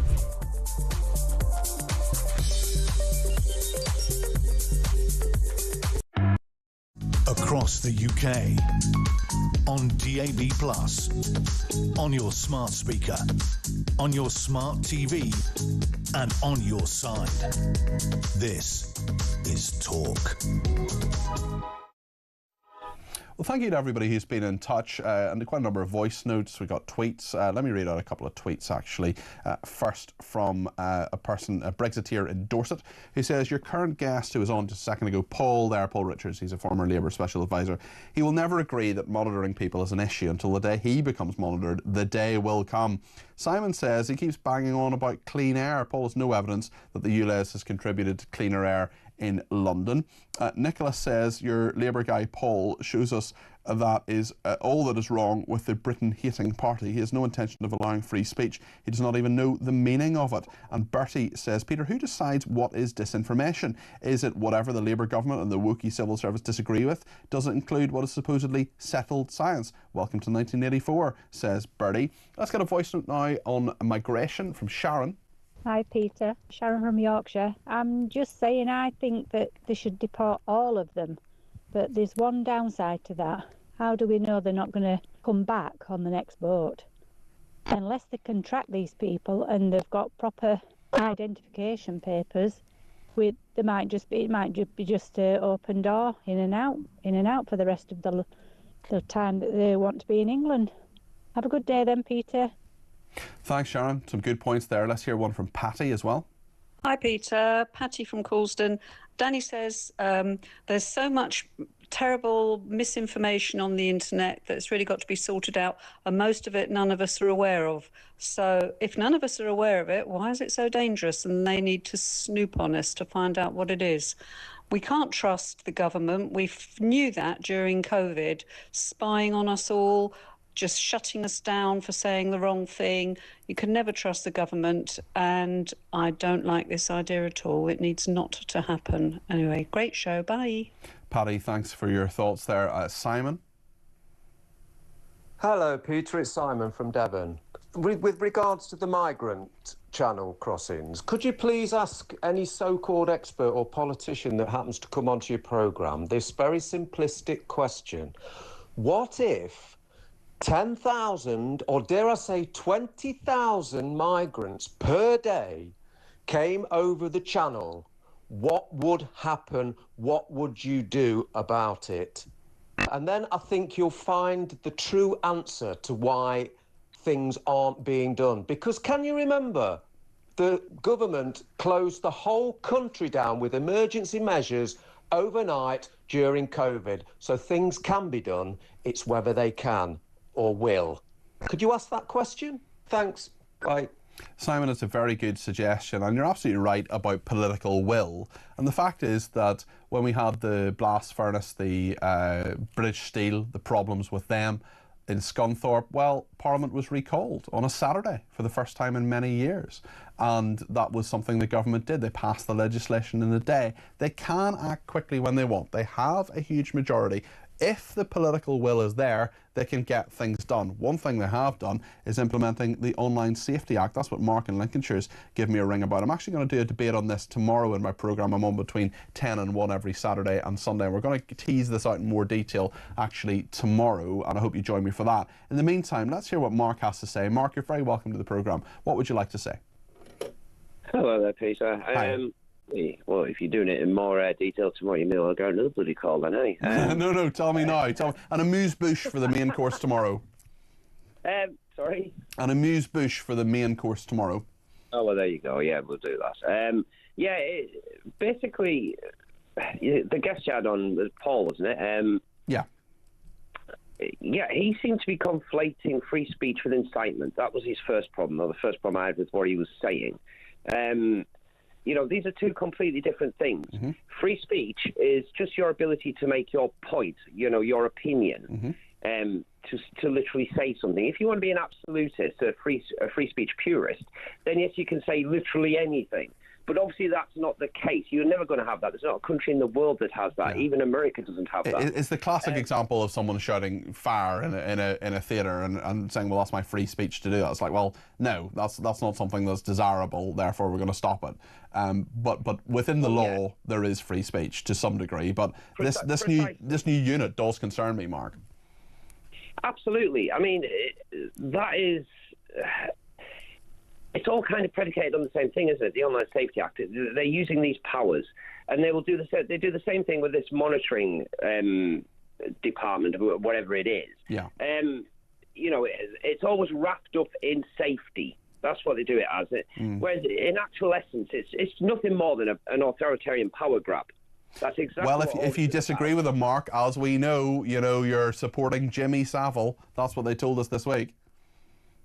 Well, this is my entire point, isn't it? If you disagree, you are some kind of evil monster. Yeah, yeah. You know, which is so reductive and so childish. Sorry? It's so reductive and so childish to simply throw that mud around. But it's effective, Peter. It's effective. This is the thing. You know, it's taking the chilling effect to a next level. You know, I mean, this is the kind of stuff that they do in places like China and the old Soviet Russia, where you want. Basically, you have a government and a state, and this was the same with the Tory government, that are constantly telling you we're not doing something, while at the same time doing the thing that they say they're not doing. So in other words, in relation to migration, for example, they keep telling you, no, we're getting on control, we're smashing the gangs, we've sent 20,000 back, but there's more and more coming all the time. And they keep doing this and keep doing this. At some point, Peter, you know, this is where I may end up coming a cropper online, I suppose, because I'll always point this out to these people. You know, at some point you have to start thinking, well, maybe they actually want the outcome that they say they're not doing. You know, because this is. You do have to be cynical, and you do need to question this stuff, Mark. And I think there are a lot of really good points in that call. So thank you for it. Neil in Wales says, breaking news: Keir Starmer's actually made a decision about illegal immigrants. He's going to do nothing. Neil in Labour obliterated Wales, soon to be the whole of the UK. He says. Anne is in Sussex and has given me a ring about the civil service internships programme. This is the idea that only people who are working class can get an internship in the civil service. It's perhaps not the world's biggest story, but I think it is very interesting in terms of how people view this and how the government is saying that if you want to join them, if you want to be a civil servant, you certainly as an intern anyway, you've got to come from a working class background. Your parents' a sort of income is a key factor in all of that. We know, of course, Keir Starmer's father was a toolmaker, and he's a boy made good, or not good, as many people would argue. And what's your perspective on this? Oh, I wish I, was absolutely brilliant. But I'm not. But I do know that the system of internships and civil servants, local government, national government, in the past, it has been many people following their parents and what their parents do.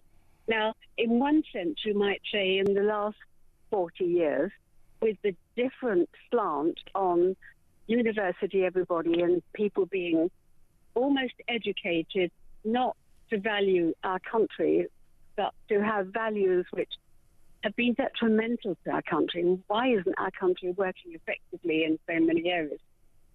But what I thought is, I don't have a lot of answers, but I do know that I have a relative in recruitment who said if you're female or you have a different skin colour, you're likely to get the job. I actually want the people who will have the skills for the job. Yeah. And how do you find if they have the skills for the job? Well, I've always argued we should perhaps be a bit more like Australia were, maybe they still are. They would test children at a young age to see where their attributes lie. Mm-hmm. Many children are gifted and have failed by our education system. Well, I think that's absolutely right, Anne. I've given this example before. A friend of mine has a PhD and is a classics academic, and he earns a reasonable wage. Nothing wrong with his wage, but it's less than the average. He earns about £30,000 a year for full-time work. My plumber came in a few months ago, and did 7 minutes of work in my bathroom and charged me £92. Who's the intelligent one? Yeah, and I just look at what happened in my family. I don't want to be boring because I said before I was raised in care, so I knew nothing. And my children all left school with nothing, as did my grandchildren. But my son was psychometrically tested. Mm-hmm. That opportunity happened to arise in East Sussex at that time. And he is a doctor now. Mm-hmm. But we didn't know that he was gifted like that. Yeah, we went all through the struggles of school where he failed appallingly. But he is very clever. Yeah. And I think that we need to find out what children are good at. They may be good engineers, artists, scientists, whatever the skill is, and help them to use that skill well. Our schools are too large.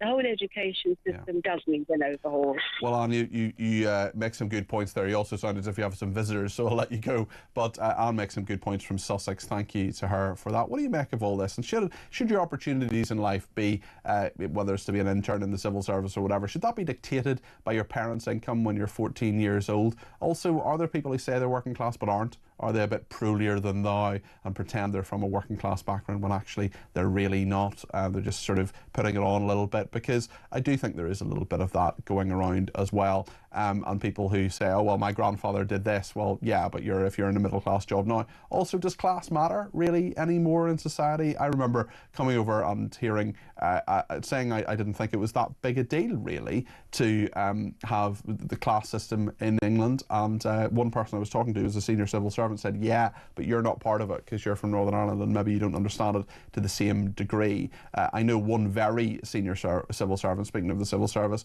who was in a meeting. She joined the civil service at 16, didn't go to university, worked her way up to a very high level, and she was in a meeting one time with a lot of senior men who went around the room saying, which college did you go to? Not which university did you go to, which college did you go to, which is essentially saying which college in Oxford or Cambridge did you go to, knowing this would belittle the person in mind. So that's something that of course happened many years ago. Hopefully it doesn't, that sort of nonsense doesn't happen now.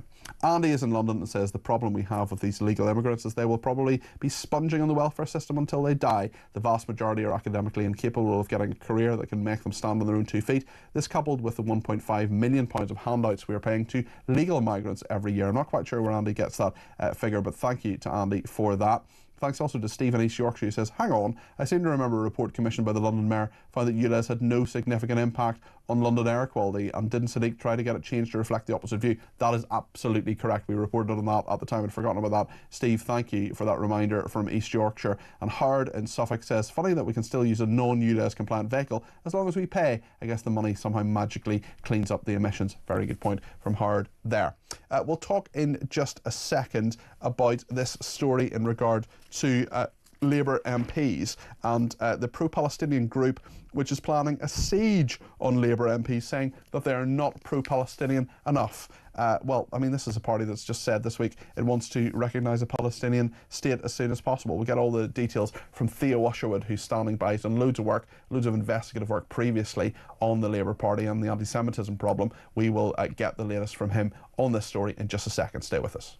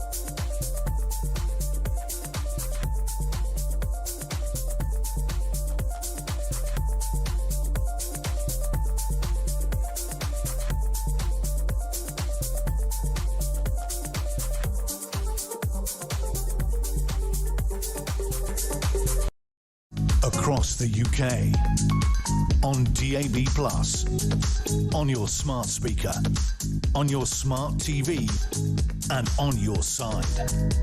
This is Talk.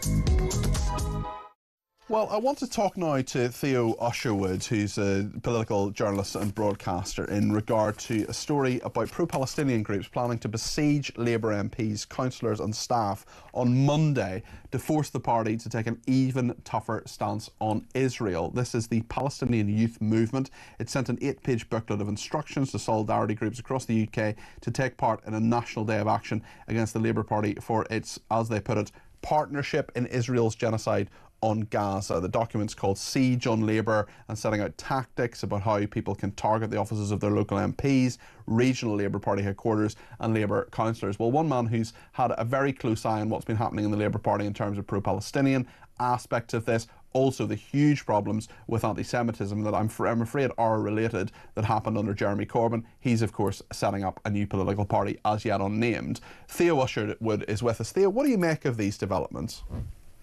They're very concerning. Good afternoon, Peter. But they're not surprising at all, because of course we have a Labour leadership with Keir Starmer, which has entertained this mob. We've seen the decisions that have been taken when it comes to upholding the ICC ruling that Benjamin Netanyahu, the Israeli Prime Minister, should be arrested if he were to come to Britain. We've seen Keir Starmer's announcement that he wants to recognise the state of Palestine in September if Israel doesn't meet the Keir Starmer's demands for aid to be allowed into Gaza and for a ceasefire to be agreed. And yet the Labour Prime Minister cannot say whether he would uphold that demand in September, even if Hamas hasn't released the remaining Israeli hostages that were captured by Hamas nearly 2 years ago. And of course, we understand the pressures within the Labour Party. They're well documented. But by pandering to those concerns, Keir Starmer, rather than squashing these more, how shall I put it, extreme elements within this particular group, only encouraged them to go further. And so if you look at the demands that are being placed on Labour MPs, they want to see David Lammy, the Foreign Secretary, tried for war crimes in The Hague, for apparently supporting the Israeli government. They want to stop RAF flights in support of Israel's defense force, and they want a complete ban on any exports to Israel, which would include by any means, that would include our cooperation in the F-35 fighter jet program. Of course, we make the ejector seats in this country. And of course, it's come to light, good reporting by the Times, that they've got hold of this document. But Labour, of course, have not, Labour should have taken a much firmer line a lot longer ago.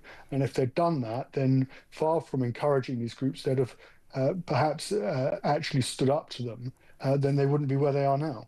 Luke Akehurst, who is the Labour MP for North Durham, has said these intimidation tactics targeting our offices and staff are completely unacceptable. Harassment by threatening a siege towards elected representatives and their hard-working caseworkers who serve all constituents in their public service crosses every line of democratic debate. Threats like these disrupt democracy by preventing constituents from being able to safely access their MP, which is everybody's right. This bullying does nothing to help Palestinians or Israelis and only serves to undermine the constructive dialogue needed to advance peace. MPs will not be intimidated into abandoning our principled approach to this complex issue.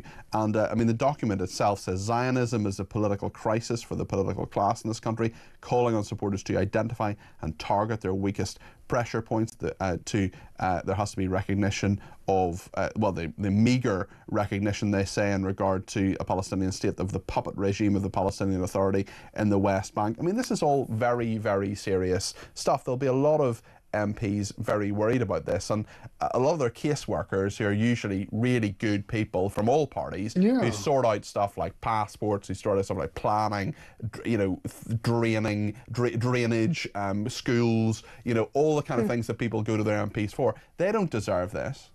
No, and you're elected as an MP to serve your 70,000 or so constituents, whether you be in Sevenoaks or Woking, or up in Workington, wherever you are in the country.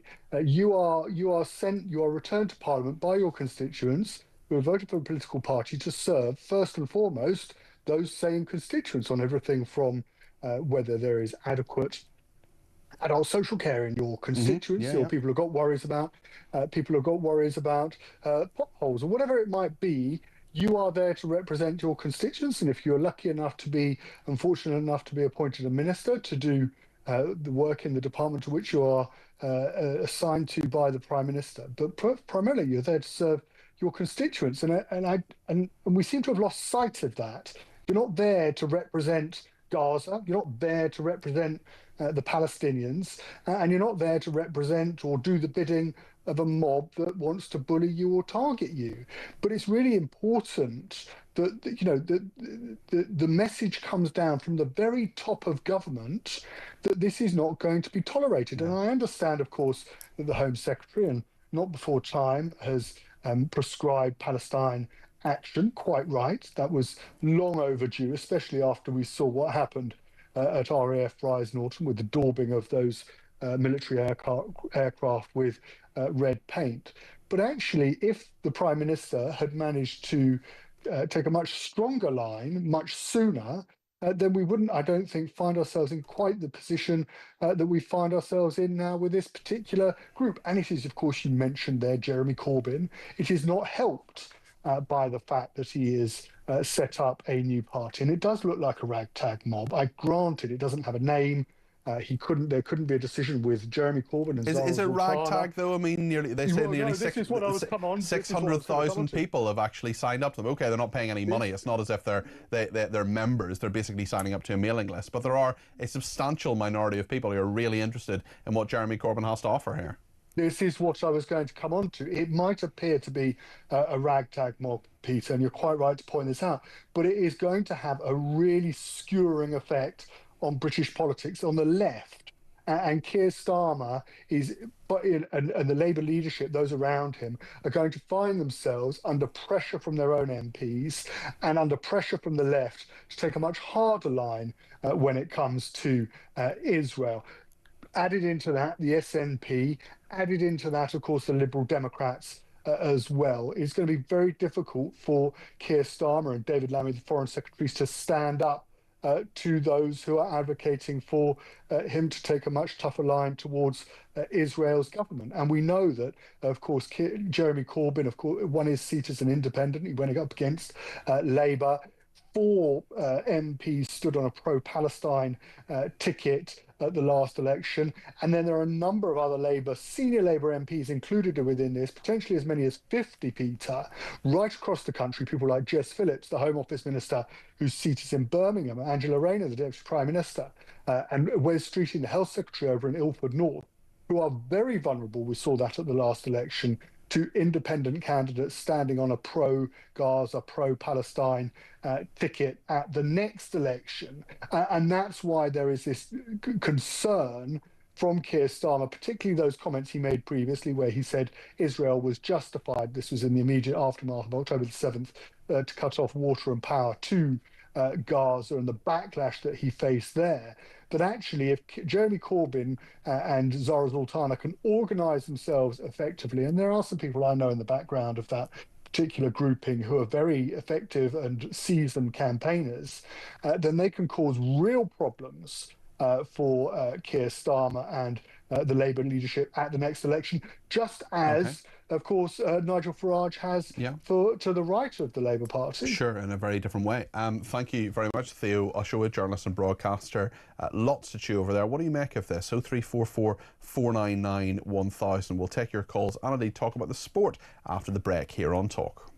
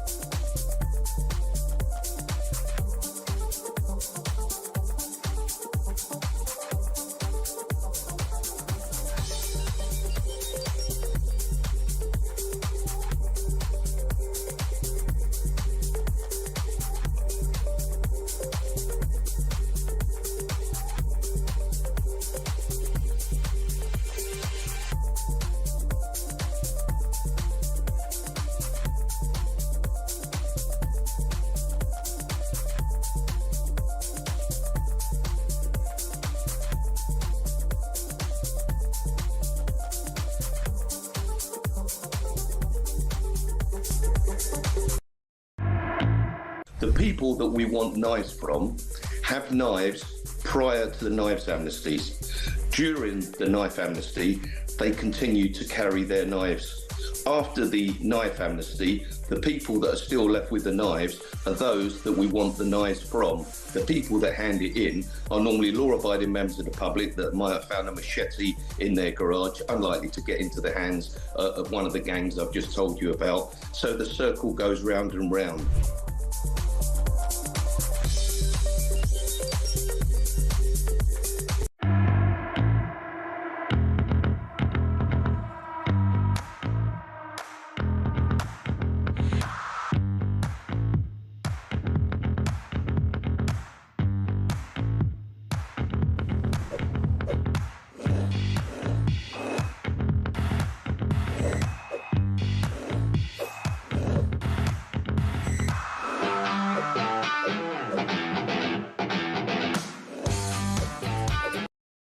Across the UK, on DAB+, on your smart speaker, on your smart TV, and on your side.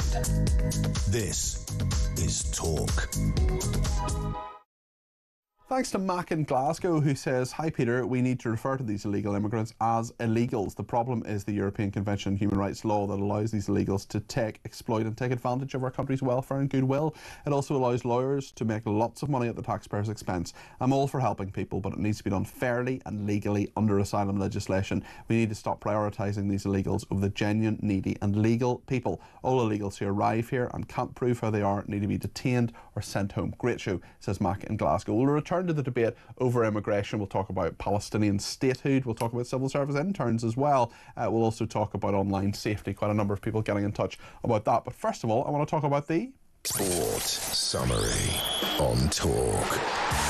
Uma Gaurav is with us, the TalkSport presenter. Lovely to see you again. How are you doing? Good to see you. Yeah, I'm good. I'm happy it's Friday. I hear you have quite an adventure planned this weekend. I do. I'm going to be climbing the O2. Marvellous. Very good. I'm very excited. Any tips? Any tips? I have never climbed the O2. I have climbed Carrauntoohil, which is the highest mountain in Ireland.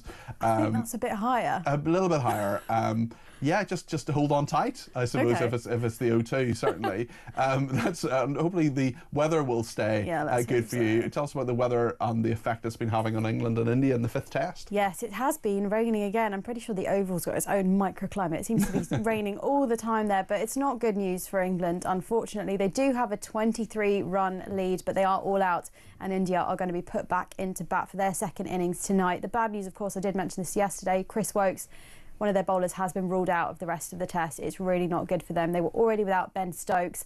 I think India have the upper hand in this now. They're going to put pressure on England, try and set a really high total in their second innings, and then we will see whether England can match it. But yeah, it's not been the best of days. And of course, England currently leading 2-1 in the series. So if India manage to level it all up, it won't be the best result for England, but they're going to need something special at this point. Are there any other players in the England squad who rhyme with Stokes or Woakes? Because they rhyme, and I'm just thinking maybe this is something, maybe it's cursed or something. No, and maybe that is the problem. They need to get someone in there. I mean, we're anti-woke here at this station, but we're not anti-wokes. We wish him a full recovery. Don't stoke the fire. Yeah, well, indeed. Ben Stokes, of course, with his shoulder injury. I know all about this because I listen to everything Uma tells me. Liverpool are willing to walk away from a move for striker Alexander Isak after Newcastle United rejected their opening offer. Talk us through this. Yes, Isak. Liverpool. Yes, Alexander Isak. So Liverpool say they're willing to walk away from this deal here. They had an offer of £110 million rejected. They've said now we're not going to bid again because it doesn't look like this is going to go through.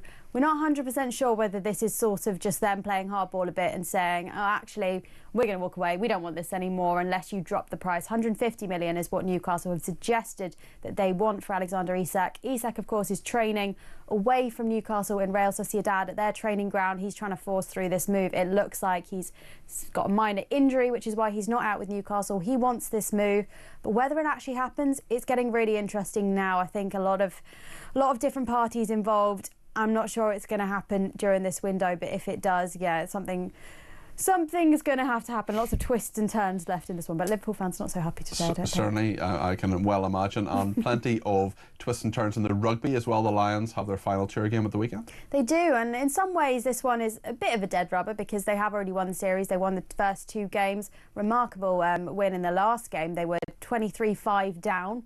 The biggest Lions comeback in history. They came back, but they want the whitewash. They want to win all 3. I think they haven't managed a whitewash since 1971, so it would be an amazing achievement for Andy Farrell's side. We'll see what they can do. Australia, of course, will be in it for the pride, looking to make sure they can get something out of this this series here. But yeah, the Lions looking really strong. I really enjoyed watching them. I have to say, I'm not watched the Lions much before, but I watched them last weekend, so I will be tuning again. Tomorrow, it's also on talkSPORT from 11 o'clock, so make sure you tune in. We'll have some great commentary of that one for you. Excellent. Thank you very much, Uma Gurev, talkSPORT presenter. Hold on tight at the weekend, and we'll perhaps talk next week. Be very, very careful. I understand possibly a special birthday as well. It's my mum's birthday. Well, very happy birthday to Mrs. Gurev. You produced a champion there, so well done to you. And yeah, of course, have a wonderful birthday. Right then, thank you to Uma for the sport, and lots of people getting in touch about all sorts of different issues. The Palestinian statehood is what Luke wants to talk about. He's given us a ring on 0344 499 1000. Luke, you're very welcome to the programme. What would you like to say? Good afternoon, Peter. Nice to speak with you again. Yeah, I wanted to come on really and just sort of express the view that I think the Netanyahu government is responsible in Gaza for some of the most sort of unconscionable acts against humanity that I've seen in my lifetime. And I should say at the outset that some may be surprised that I'm expressing that view. I mean, my support for Israel and my left-wing Zionism has long been an integral part of my political identity. I think, we saw during the Corbyn years of the Labour Party, anti-Zionism manifested itself in a way that was often pernicious and hostile to Jewish identity and Jewish culture. So I remain, supportive of Israel. Well, you're illustrating a really good point, Luke, in that you can be pro-Israel without being pro the Israeli government. No, absolutely, Peter. And I think, in many ways, Israel is a beacon of progressivism and, kind of liberalism in an otherwise very backward regressive region in terms of gay rights, women's rights. And I also think that, I obviously completely respect and accept the conflict's nuances, is very complex nature. The fact that, throughout much of my lifetime, it's been the Palestinian side, the side that have been the greatest impasse to, the greatest barrier to the advancement of peace in terms of the failures of Oslo or obviously Camp David Accords, or obviously, Mahmoud Abbas refusing Ehud Olmert's offer of 98% of the West Bank and Gaza when it was proposed in 2005. But I think, we turn to what's happened in the last couple of years. I mean, obviously I should say that nothing should ever trivialise or diminish the moral depravity, the evils of what we saw in October the 7th, the largest Jewish massacre since the Second World War. And obviously, any civilised democratic nation, which, I think Israel still is to some extent, despite the Netanyahu's government's determination to erode what's left of that status, is entitled to defend itself, and clearly, obviously, it was entitled to, to defend itself. Do you think the Israeli government is actually its own worst enemy in some respect? I don't want to put words in your mouth, but I think a lot of people, I perhaps don't put myself in this category. Actually, I don't think I'm as far down the road as you, Luke. But certainly there are a number of people who I really want to support Israel. I really want it to be a free, fair society. I'm definitely a Zionist. There's no doubt about that. What I'm really worried about is the humanitarian crisis in Gaza for lots and lots of reasons. First and foremost, the humanitarian crisis. The Netanyahu government, I think its military strategy, one, is rooted in cognitive dissonance. I think, secondly, it's guilty of large-scale war crimes now in Gaza. I mean, I say that because one cannot admit the fact that it was a Netanyahu government that has had as its raison d'etre, the opposition to any form of Palestinian state, has for many, many years been pushing the Palestinians to ever greater levels of destitution and hopelessness. And, obviously, in doing so, it permitted the funneling of billions of pounds of funds to Hamas via Qatar and Egypt as part of the divide and rule game it sought to play against, the PA and Hamas in order to prevent the advancement of any kind of Palestinian statehood. I mean, Netanyahu said as much in early 2019 at a Likud faction meeting. I think if you look at Matthew Saeed, the journalist that I'm incredibly fond of, Sunday Times columnist, he's a very thoughtful man. Yeah, I read his column every week. Yeah. He talked, you cannot bomb a nation into rubble, reduce 92% of its residential buildings. So how do we get out of this? How do we get peace in the Middle East? What is the solution here? Does Netanyahu have to go? Does there have to be, there's a lot of pressure from the UK government for a ceasefire. They want to recognise a Palestinian state. Is that the way you would go? Well, I think it's necessitated now, Palestinian state recognition. I've always accepted the argument that, it shouldn't be done as part of a morally virtuous act to make a Western government, feel good about itself, obviously given the, the lives we enjoy. But many people feel it is just virtue signalling and actually it won't change anything. And in some ways it's actually appeasing Hamas because, but hold on, Luke, I just want to very briefly make the point, Luke, that actually there's no condition on Hamas releasing the hostages, for example, which you've talked about. Of course, there's no condition that Palestinian statehood would be given by Keir Starmer, for example. Well, of course, the hostages need to be unconditionally released. I mean, obviously, in Hamas and those responsible for its atrocities must account, for its war crimes in The Hague. Likewise, I'm afraid to say, I think, Ben-Gvir, Smotrich, the defence minister, Netanyahu, and other government ministers in the present Israeli government need to also account for their acts against humanity. Well, there's some nasty people there. There's no doubt about that. But in terms of why I think that the Palestinian statehood is now a necessity, is because if you look at the present Israeli government, you have Netanyahu, a man who has no interest in concluding this war because there's prolongation. I mean, he would say that's not the case, and all he's trying to do is get the hostages back. But he awaits a corruption trial. He awaits.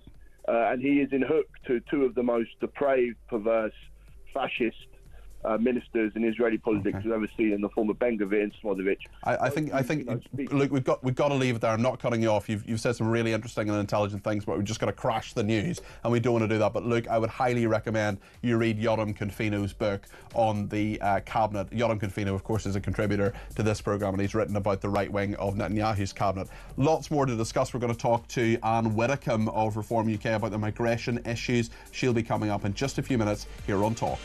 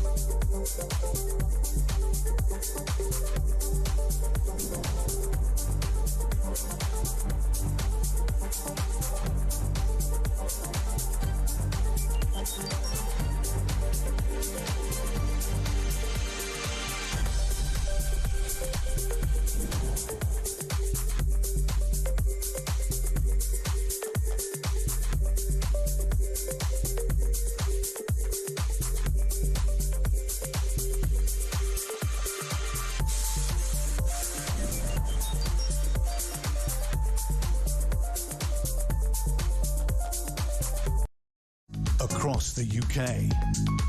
On DAB+, on your smart speaker, on your smart TV, and on your side. This is Talk.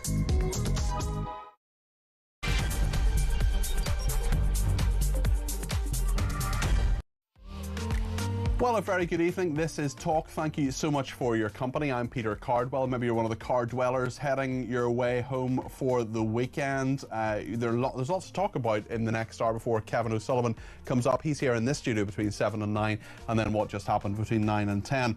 We'll talk to Anne Widdecombe in a second. She's the Reform UK spokeswoman. There's so much to talk to her about, including foreign-born prisoners in UK jails at the highest level since 2013. Small boat migrant, of course, reaching 25,000, and the evil terrorist who masterminded the 7/7 bombings could be released in days, monitored very closely, but nonetheless free to walk the streets. We're also talking about the work from home finishing time.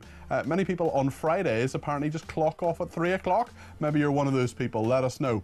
0344 499 1000. We'll take your calls. People want to get in on all sorts of things about the Palestinian youth movement, about how the government functions, about civil service interns, about online safety. Loads to discuss. Let us know your thoughts. 0344 499 1000 is the number to call. You can text me 87222 with the word talk in your text. You can tweet me at talkTV. Follow me at Peter Cardwell. You can send me a voice note, you can send me a WhatsApp text message, or give me a ring on 0344 499 1000. Stay with us right through till 7 o'clock, and indeed tomorrow and Sunday between 10 and 1. I'm on then here on Talk. Just in case you haven't had enough of me, I'm doing Drive all next week as well, because Jeremy is having a well-deserved question mark. He's having a holiday anyway. Anne Widdecombe is with us now. She is the Reform UK spokeswoman. Anne, great to have you on the programme. Lots that is concerning so many of our viewers and listeners, particularly in regard to foreign-born prisoners in UK jails. The numbers are at the highest level since 2013. What do you make of this? Well, it reflects several things. I mean, first of all, that the numbers of immigrants are rising anyway.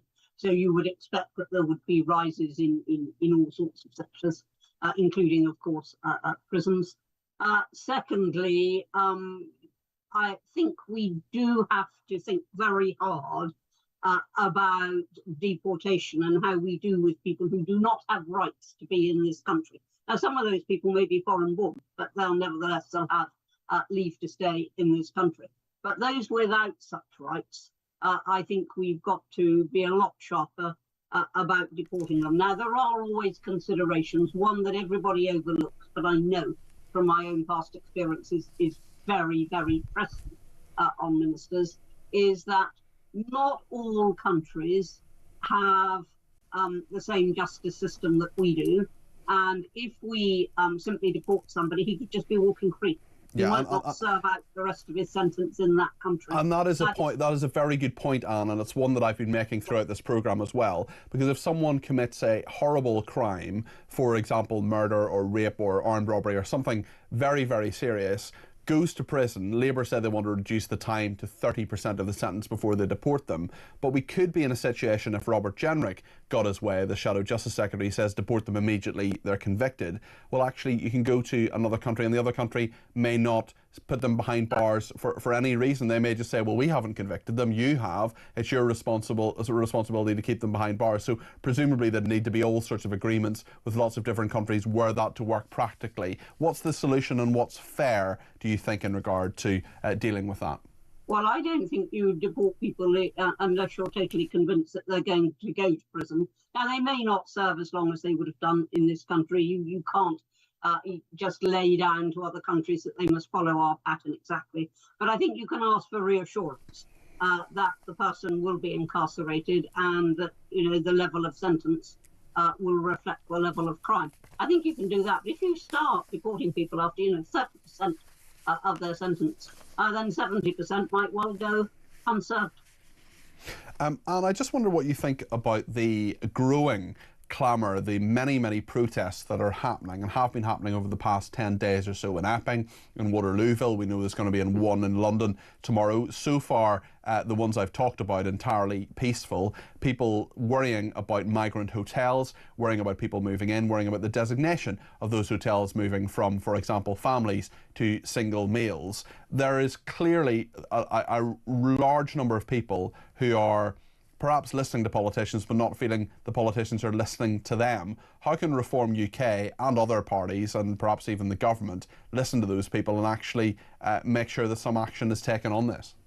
Well, of course, at the moment it's down to the government. I mean, when Reform UK get in, there will be a completely different system.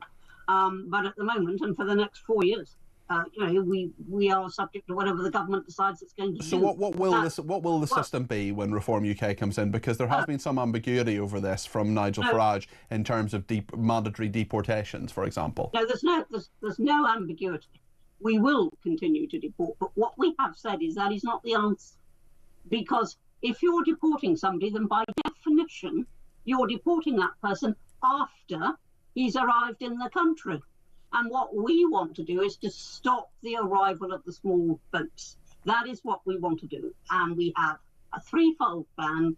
The first is to say that anybody arriving on a small boat will automatically be refused the right to seek asylum because they've come from a safe country. They've come from France. Secondly, we will turn the boats around. Don't say it can't be done. Belgium did it. Thirdly, some will get through. We acknowledge that. And if they do, then the migrants on those boats will be housed in secure reception centres until they are deported as a result of our having refused their asylum claims right from the start. Now, that is a deterrent package, and that is what we will do. But meanwhile, as I say, we've got what this government are doing, and I am very worried about civil unrest breaking out. And what the government should do is very, very straightforward. It should now set up a secure accommodation and automatically house those asylum seekers, not all asylum seekers, but those coming over on the boats and entering the country illegally. They should be housed in secure reception centres. You talk about the three-pronged policy involving turning the boats around and that Belgium had done that effectively. Tell us a bit more about what Belgium actually did and what you mean. I mean, obviously we know what turning the boats around means. That's a very declarative and explanatory sentence. But in terms of what that actually means, you're talking about the Royal Navy. How would Reform UK turn the boats around? What actual measures would they take? Yeah, we're being asked this all the time, and what's underneath your question is, will we let people drown? And the answer is no. I'm not asking that question. I'm not suggesting that Reform UK would let people drown. I think a lot of your viewers will want to ask that because they do. They ask me in public meetings. Okay. So the answer is no. We're not going to do that. But if you look at what happened in Belgium, migrants started using their shores as they use the shores of France to come over here. And Belgium said, we're not having this, we're not having the awful mess that we've got in Calais and at Saint-Gat and all the rest of it. So they had a policy that whenever a boat left for Britain, I only wish the French did this, they followed that boat and they made it turn round and go back to Belgium so that people were always ending up in the place they'd started. They got very frustrated and in the end they gave up and I assume they went to France. Now, if only France would do that, we might get a bit further. Making the boat turn around, is that actually physically sort of turning into it? Or, I mean, just explain how that will work practically, if you would. Well, first of all, you tell the boat to turn around. That's the first thing you do. If they refuse and carry on invading our waters, then you can physically stop the boat. You can take the people on board, and then you then go into France, into French waters, and that is where they have to get out. Now, that is just normal naval or Coast Guard policy, which is compatible with international law. We are not going to be doing anything that is so terrible that international law forbids it. You only have to do it a few times. That's what Belgium found out. The deterrent impact was enormous. And we're just getting some breaking news, and that is that a charge has been made against a suspect in regard to the alleged poisoning at a summer camp. We'll bring you more on that when we get all the news coming through on that. I'll not ask Anne about that because charges will be made and we don't want to prejudice legal proceedings. But what I do want to ask Anne about is the evil terrorist who confessed he masterminded the 7/7 bombings. He could be freed in days, despite what the authorities want to happen. Grave concerns from police officers in regard to this. What can we do, or what should we do, to prevent people like this being on the streets? Well, he should be detained. I mean, I have no doubt about that at all. I think he's in Broadmoor. He's got to be discharged because of sentencing limits and the law, etc. But the law does allow us to section people and to detain people who are dangerous to themselves or to others. And this man is certainly dangerous to others. We shouldn't hesitate. If we let him on the streets, it doesn't matter what sort of supervision we put into place, it probably won't be enough. And so my own view is he should be detained. One other story that's popped up today, and I wonder what your opinion is on this, is the Labour government saying that if people want to do internships, glorified work experience essentially, in the civil service, they should be from a working class background. I wonder what you make of that. Kemi Badenoch says it's rubbish. I think it's rubbish too. And I think it's rubbish for this reason. That is negative discrimination. It's saying, we're going to absolutely not allow people who come from a particular stratum of society who may have had the best education ever to put at the disposal of the civil service. We're not going to let them come into internships. We're only going to go for a certain background. Now, that is exactly like what happens with a positive discrimination positive discrimination in favour of women, where you have all male shortlists and so all female shortlists, and so you exclude capable males. You exclude them. That is what happens. My view is, and I've said this on many a conference platform for reform, my view is, and reform's view is, that equal means equal. And that, of course, a woman should be equal to a man, but he should also be equal to the woman. And the same thing applies here. It doesn't matter whether it's race, whether it's gender, whether it's class. Positive discrimination is wrong. By all means, give extra chances to people from those sorts of backgrounds. By all means, do that. By all means, say we must make some internships available to them. But don't just exclude 100% of the rest. Anne, thank you for that. Anne Widdecombe, the Reform UK spokeswoman. Thank you for joining us on Talk this afternoon. And a little bit more on that story from Leicestershire. The Crown Prosecution Service saying that Jonathan Rubin, who's 76, is to be charged with 3 counts of willful ill treatment relating to 3 boys at a summer camp held at Stathern Lodge in Leicestershire. That's according to the Crown Prosecution Services. So there has been alleged poisoning there. We will ensure that we keep up to date with all of that, of course. We'll talk as well about clocking off early. Did you clock off at 3 o'clock today? Apparently lots of people work from home, do that on a Friday. Does that matter? Is that okay? We're certainly talking about people being productive. I don't know about you, but there are people that I have worked with, obviously no one at the moment, but there are people who, come in at 1 minute to 9, leave at 1 minute past 5. They're there, they're present, they're doing the work that they want, that they're supposed to do, but are they actually contributing in any way? We'll talk about that in just a few minutes here on Talk. Stay with us.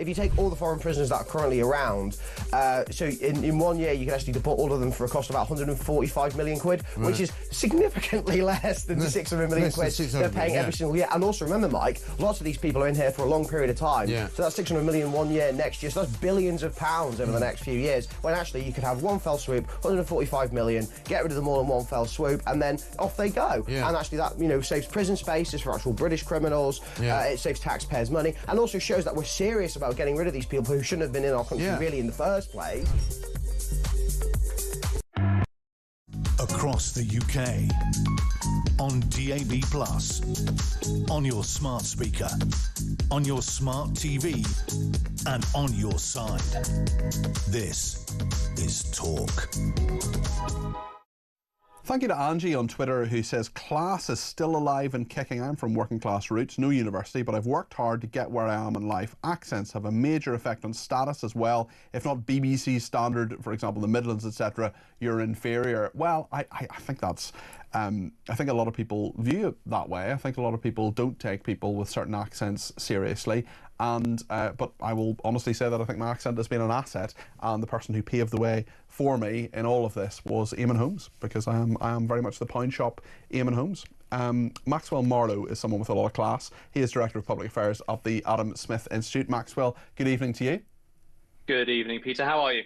Very well, thanks. You're still at work. It's 6:20, or maybe you just have that background at home, because there are people who are knocking off at 3 o'clock if you work from home. Broadband traffic figures from Virgin Media show an 8% dip between 3 and 5 o'clock on Friday compared with the winter months, suggesting parts of the nation are thinking, thank goodness it's Friday again. 59% of people surveyed by Virgin said they did not feel guilty of knocking off at 3 o'clock on a Friday. 61% thought they'd earned the right after a busy week. 63% say they're more productive earlier in the week if they're having an early Friday finish. You haven't had an early Friday finish. What do you make of this story? I'm completely unsurprised, Peter. I mean, this completely explains why we have not had any productivity growth since 2007. In fact, I did a little comparison earlier. I went onto the Office of National Statistics. I looked at, for example, public sector productivity hasn't grown since 2020, just before lockdown. So we're in serious trouble. And what really worries me about this is that we are falling behind in terms of competition with the rest of Europe, also with America and with the rest of the world. We are an unproductive nation, and that really worries me. So clocking off a day early, not the best idea, especially if you're concerned about your taxes. And those are going up at the end of this year. So you'll have less money to spend at the pub because you'll be poorer for it. Productivity versus presenteeism, though, is something I'm interested in. We all know people who can come in, be really productive, work very, very efficiently, and perhaps knock off early because they are productive. But overall, of course, the statistics you're talking about are saying as a workforce we're not productive. But there will be many people who know, I gave this example earlier, of, you know, the people who arrive at 1 minute to 9, they leave at 1 minute past 5 in many offices, factories, workplaces, loads of different places, and they sort of punch their card in metaphorically or indeed physically and do the work. They're at work, but they're not working nearly as efficiently as some people who might be 10 minutes late or knock off at 3 o'clock on a Friday. We've all seen that. So surely it's about your work ethic rather than your how much you're present in work. I mean, partly, a lot of it's to do with investment within workers, within people, within companies in the economy. And that is really, really concerning, because at the moment, we've seen a real dry up of what we call FDI, foreign direct investment into the UK. Foreign investors don't think they're getting a lot of returns. We've seen the Chancellor, Rachel Reeves, begging the City of London to invest more in British stocks so we get more invested in people, right? So when we think about the work that a lot of people in the UK do, post-Thatcher, a lot of it's desk work, a lot of it is working on your computers. That's not everyone, but that is a lot of people. That's stuff like new computers, new systems, new ways of working, new markets, areas like that. We haven't seen that development that much, and that slows people down quite a lot. So there is an issue of presenteeism. It's especially a problem in the civil service. I have friends who work in the civil service. They do have, those issues, and they've admitted to me as such, inviting me to nice long lunches. And I unfortunately can't do that. I work at quite a small charity that is the Adam Smith Institute. Fantastic. But, we see that kind of across the economy. And I'm really, really concerned for some areas where we're not seeing that investment, and therefore productivity slows down. So big issue for the UK to deal with, in the next budget. Maybe I could ask you about another story in the world of work. This is something a lot of our viewers and listeners have been making points on. I'm sure you have a view on it, which is in regard to civil service internships. This is a story today saying that civil service internships should only be given to people from working class backgrounds. 100% of those internships will be given to people from working class backgrounds. Is that reasonable? Is that fair? It's totally bonkers. It's absolutely bonkers, right? So let's look at how they're kind of defining it. I haven't really set out how they define it. So it's in many your ways, parents' income when you're 14 years old, apparently. 14, which is crazy, right? So let's look, so let's say you're going into, civil service application now. So 4 years ago, you just come out of the pandemic, quite a lot of unemployment, people left on furlough, a lot of people left their jobs, right? That's really problematic because what you see there is, very strange distortions of the workforce, very strange things happening within the economy. So that's going to be difficult. Secondly, you've got the meritocracy issue. I want the best people, serving in the Foreign Office, in the Home Office, in the MOD, in the Treasury. I don't particularly want people who are just there because of what their parents may have been doing 4 years ago. I think that's really concerning. There's also large issues, right? So, for example, if you came into a bumper pay rise 1 year, let's say you've applied for it when you're 21, pre-pandemic, that would have been fine. But you may not have been considered working class beforehand. So there are all these complications. Also, earned income as well. I remember, this is a long time ago, but at university, the level of loan you got was dependent on your parents' income. And there was one guy whose mother worked in a part-time job, earned a small amount of money, but his father had been the chief executive of a major, I'm talking about like high street brand here that everybody will know the name of. He had been the chief executive of that organisation, but because he was retired, the retirement income wasn't taken in. He got the full loan, so he would presumably be called working class, despite the fact that his father had been a captain of industry and retired a few years previously. So income is just no real barometer, really. Yeah, it's totally Kafkaesque. It is what embodies the problem of the modern civil service, which is the computer has said yes, the computer has said no. It's pure algorithm, and it's crazy. If you've got a parent who maybe runs their own company, they're taking money out in dividends. It's technically not income. It's capital gain, really. You qualify, so you could run the smartest, happiest, most technologically advanced company in the world, and you'd still be classed working class. I don't think that works. So the whole thing's silly. Fraser Nelson's column in the Times was really good on this, by the way. Look at what this potato does. No CVs, straight up interviews. Let's see how you are as a person. Real meritocracy. That's how you fix Britain, and that is really how you fix civil service. Maxwell, thank you. That's Maxwell Marlowe there, Director of Public Affairs at the Adam Smith Institute. Plenty of calls coming in, texts as well. Leslie says Reeves will be disappointed about the ruling on car finance. Now she can't use this as an excuse for a responsibility for the failing economy after them. This is a result of Women's Lib, says Leslie.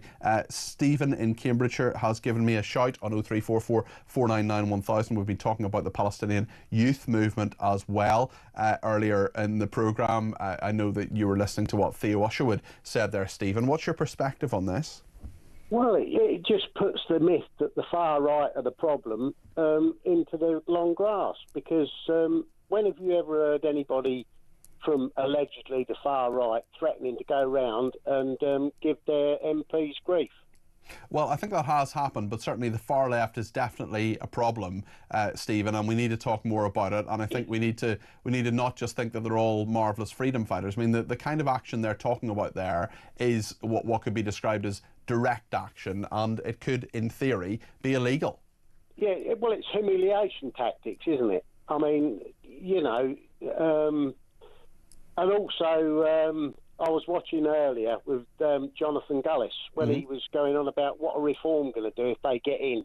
What could they possibly do to make things different? Well, straight away they can go against the norm and not just come in and conform to what everybody else has done in the past. You mean change the law, change the country by using the law? Change everything. Yeah. The biggest payout for a wrongful dismissal has been nearly, 225,000, I think it was, I looked up. So you come in, every mandarin, these alleged mandarins that operate the civil service and direct everybody against the government, you sack them. Let them fight it through the courts. If it costs you, say it costs you £100 million, that's an outlandish figure. But If you get rid of them, you think that's worth it to be able to reform the civil service? Yeah, because it gives a message down the line that if you don't start doing your job as you should, you're the next one out the door. So you follow what the government tells you to do, not what you think you should do or your political agenda tells you to do. Listen, it'll be really interesting to see what happens politically over the next few years. Stephen, thanks for your thoughts. That's Stephen in Cambridgeshire there. On the Online Safety Act as well, Graham in Bushy says the Online Safety Act stops you accessing certain sites if you're over 18. However, the government is allowing 16 and 17-year-olds to vote. Yeah, there's a lot of things you can do when you're 18 that you will, or 16 and 17 that you won't be able to do. Sheila in Norfolk says, because of my father's income in the early 80s, I wasn't eligible for any maintenance grant at university. A good friend whose parents were both doctors but separated received a full grant because she claimed her mother's part-time salary. There are always ways around these arbitrary rules, Sheila in Norfolk. You're not wrong, Sheila, and there are also other ways that people do things like school places. You know, if parents are split up, they use this address that they're at one of the parents that's closer to the school. There are all sorts of bits of jiggery-pokery that occur to give people a step up in life. Jenny says the Labour Party and Labour MPs have cultivated these groups to protest the Tory government. Now it's coming home to roost. As the mob has turned on them, the left is eating the left. No British MP should stand on a platform for things outside our own country. Sharon says, I'm afraid we are now being governed by extremists who are dismantling our very democracy and taking us backwards. It seems to me they are deliberately harming the British people. I've never known such a horror of dystopian reality such as this. Good show, says Christina. No person should be allowed to tout for votes, become an MP on the back of another country's problems. For example, the Palestinian territories. Should be UK issues only. This has to be sorted immediately. Leslie says Starmer says he rid the Labour Party of anti-Semitism, yet he appeases Lammy and his left-wing backbenchers. Alan in there's no implication, by the way, that David Lammy is an anti-Semite.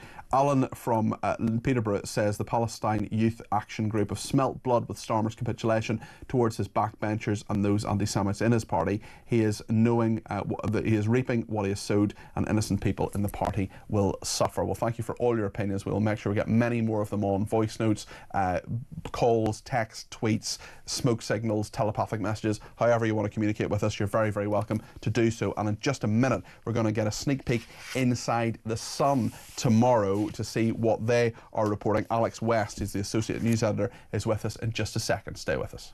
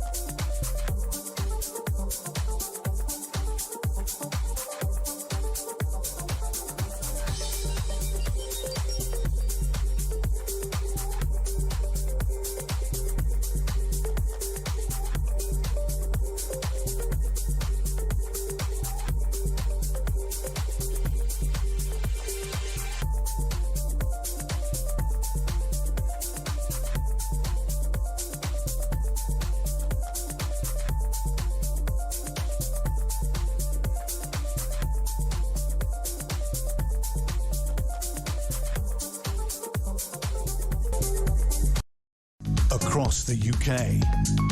On DAB+, on your smart speaker, on your smart TV, and on your side. This is Talk. I'm just explaining to Alex I am the Pawn Shop, Jeremy Kyle. Lots to discuss with Alex West, who's the Associate News Editor of The Sun, who is in the studio. Thanks for joining us. I know you're putting together the Sun newspaper as we speak, and one of the main stories you're going to be doing tomorrow is this landmark Supreme Court ruling. It's a little bit confusing, but of course it could pave the way for people to claim some form of compensation. Just explain this to us and what the take the Sun will have on this tomorrow, Alex. Well, I mean, we've got our team of brilliant journalist minds working on it now to provide, you know, a great piece tomorrow, which will have all the explanations of what customers need to do. But effectively, the decision was that part of the claims would be allowed, and those are the most egregious ones, and those that were done on variable commission. So most of these finance deals all had commission in the background, but that sort of blanket level, people are not going to be able to claim for.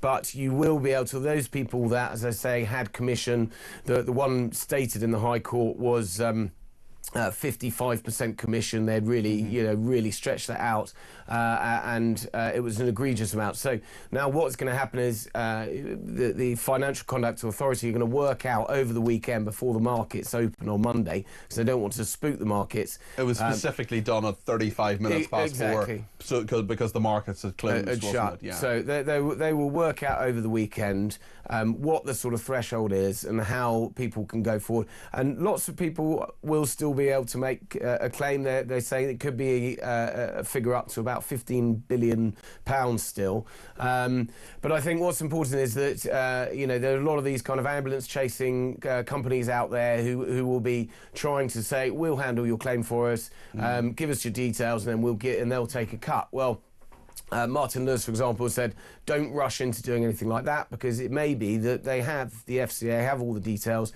and that they can do this automatically. They'll set the mark, and then they can just come to the customers and say, you're in line for a payout. So everyone really needs to sit tight, see what the result is. But obviously it's a huge sigh of relief for the lenders, the banks, who were possibly in for a huge sum of money, and now that is less so. But and it I'd say about £15 billion. If you compare that to the PPI scandal, that was about a £40 billion payout ultimately. So it's a big relief for the lenders, the result this afternoon, but also a big pressure off the economy more widely, because obviously that has a big knock-on effects if the banks are taking a big hit like that. Tell us about this heartbreaking story of 2 British children who drowned on one last swim while on their last foreign holiday in Salou in Spain. It's a really sad story. Desperately sad story.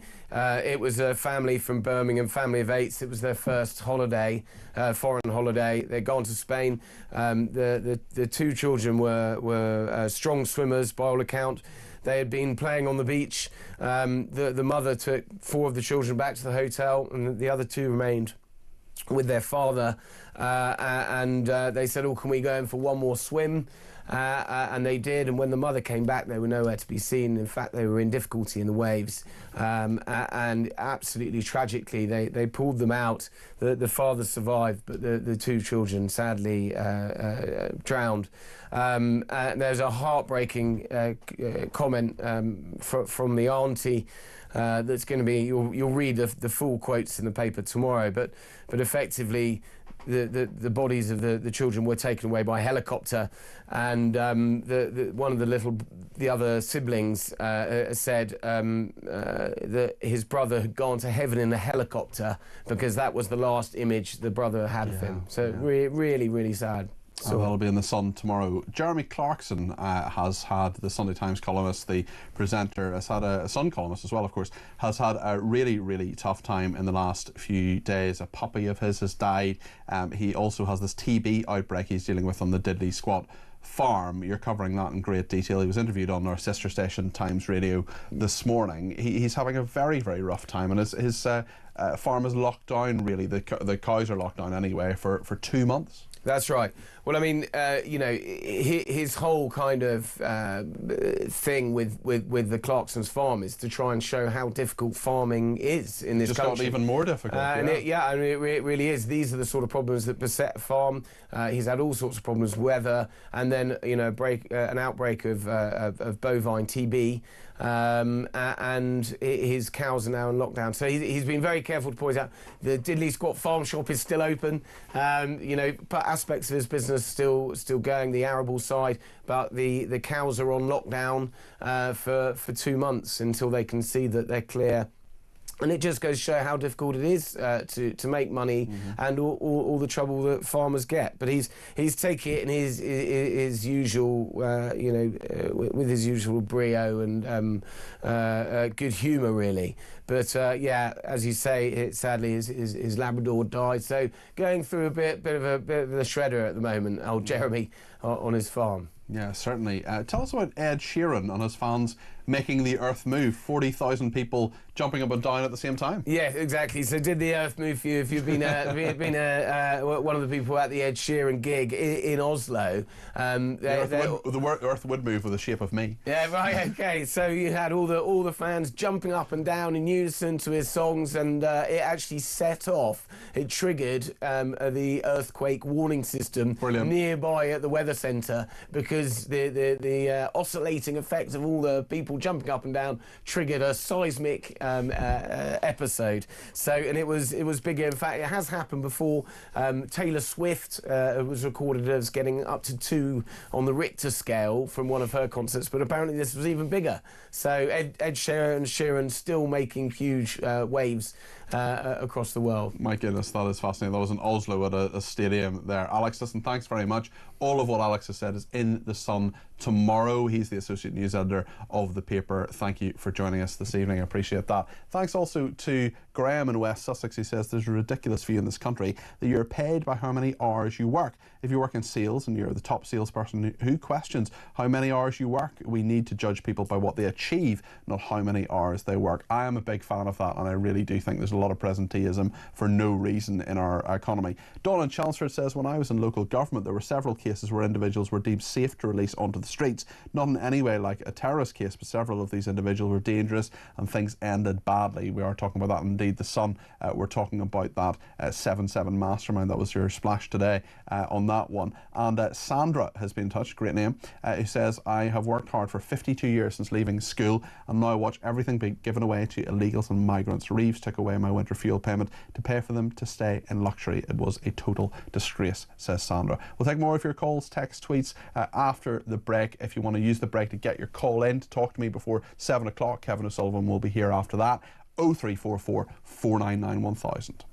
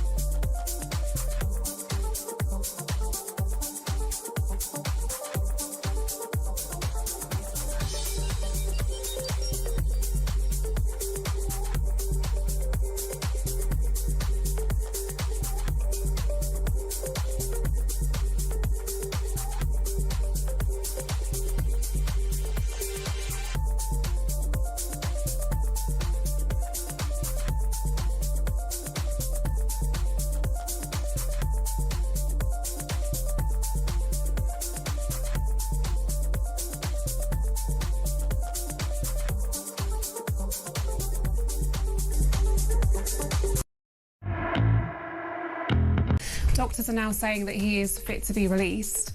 But there's clearly huge concerns about him being released back onto Britain's streets. Yeah. The police have applied for a notification order, which is kind of a last kind of chance they have to have some sort of control over his release. While in US custody, he said that he was a mastermind of the 7/7 bombings and of 9/11. And this is someone who, you know, we're reporting today that he could be released imminently onto our streets. Across the UK, on DAB+, on your smart speaker, on your smart TV, and on your side. This is Talk. Dave is in London and has given me a ring on 0344 499 1000. Dave, I think you want to talk about the civil service and this class issue. It's quite an interesting one. What do you think?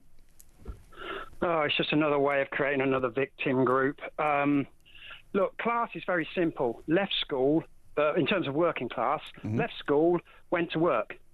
Left school, went to university means you're middle class. The day you set foot into university, you're middle class, because the biggest denominator of so-called class, which was sort of invented by the marketing theorists, is education.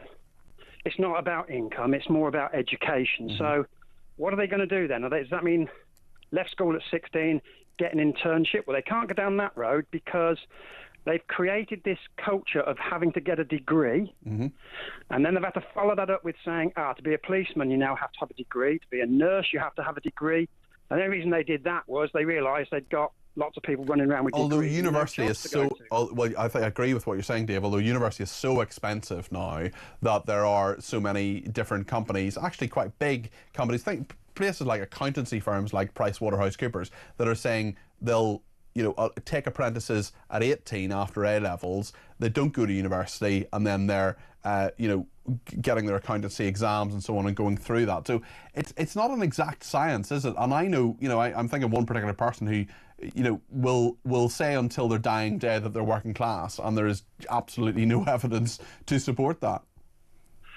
Well, yeah, exactly. I mean, and if they're saying from your background, well, they're saying it's now your parents. Well, your parents are working class, but you're not. By the way, I didn't get to do A-levels because I went to a state school. They didn't see me as someone that was worth sending on to A-levels and university. So I left school, went to work, and that's what my parents did. Do you call yourself working class, Dave? Never. Do I come from a working class background? Yes. Are my mum and dad working class? Yes. Am I working class? No, because I went to university. So you're middle class? That's it. I'm definitely middle class. The minute you go to university, you can't keep saying you're working class. And you hear a lot of people do this.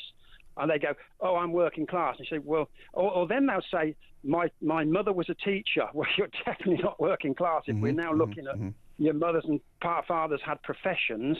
My mum worked at a pub and for a ball bearing manufacturer, stuffing balls into ball bearings all night long. And my dad sawed wood for a living. I think he called himself a wood machinist, but at the end of the day, he was just sawing wood all day long.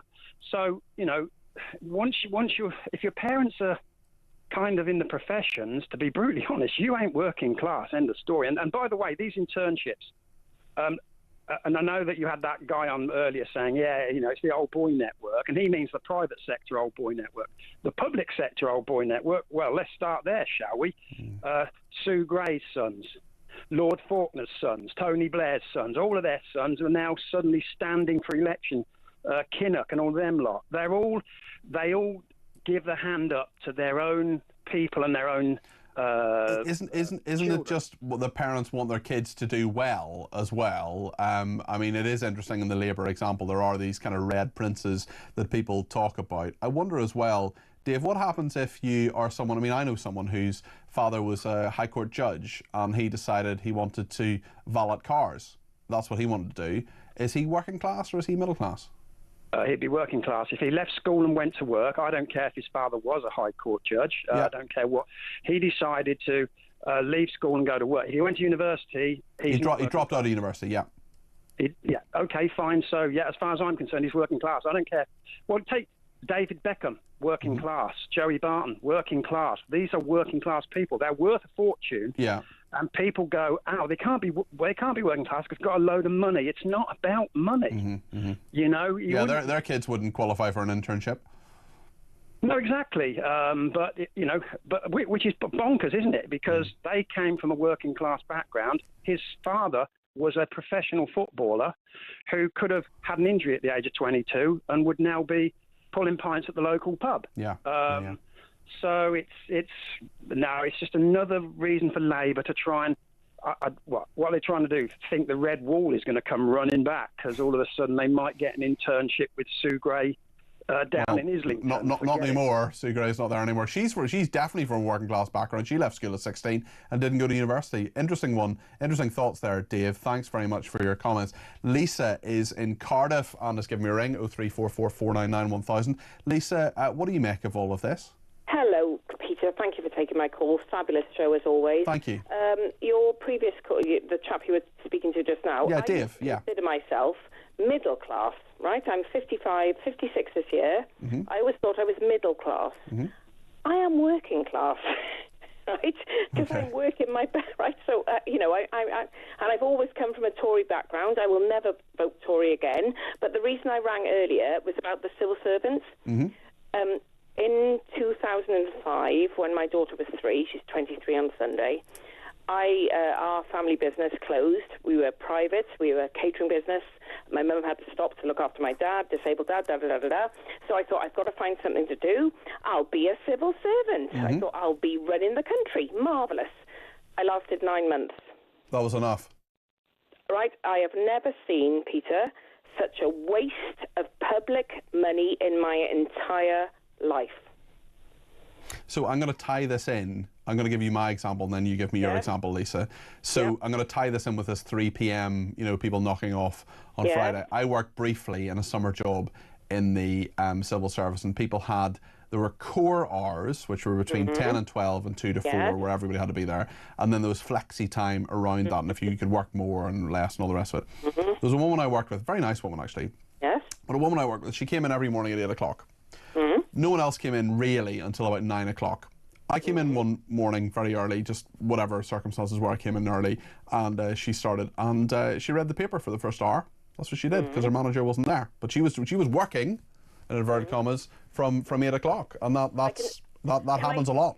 Can I tell you my story now? You tell me yours now, yes. So I was 3 days, because I had a young child. I did 3 9-hour days, so 27 hours in 3 days. Yeah. So I was in at 7. Before 7, right?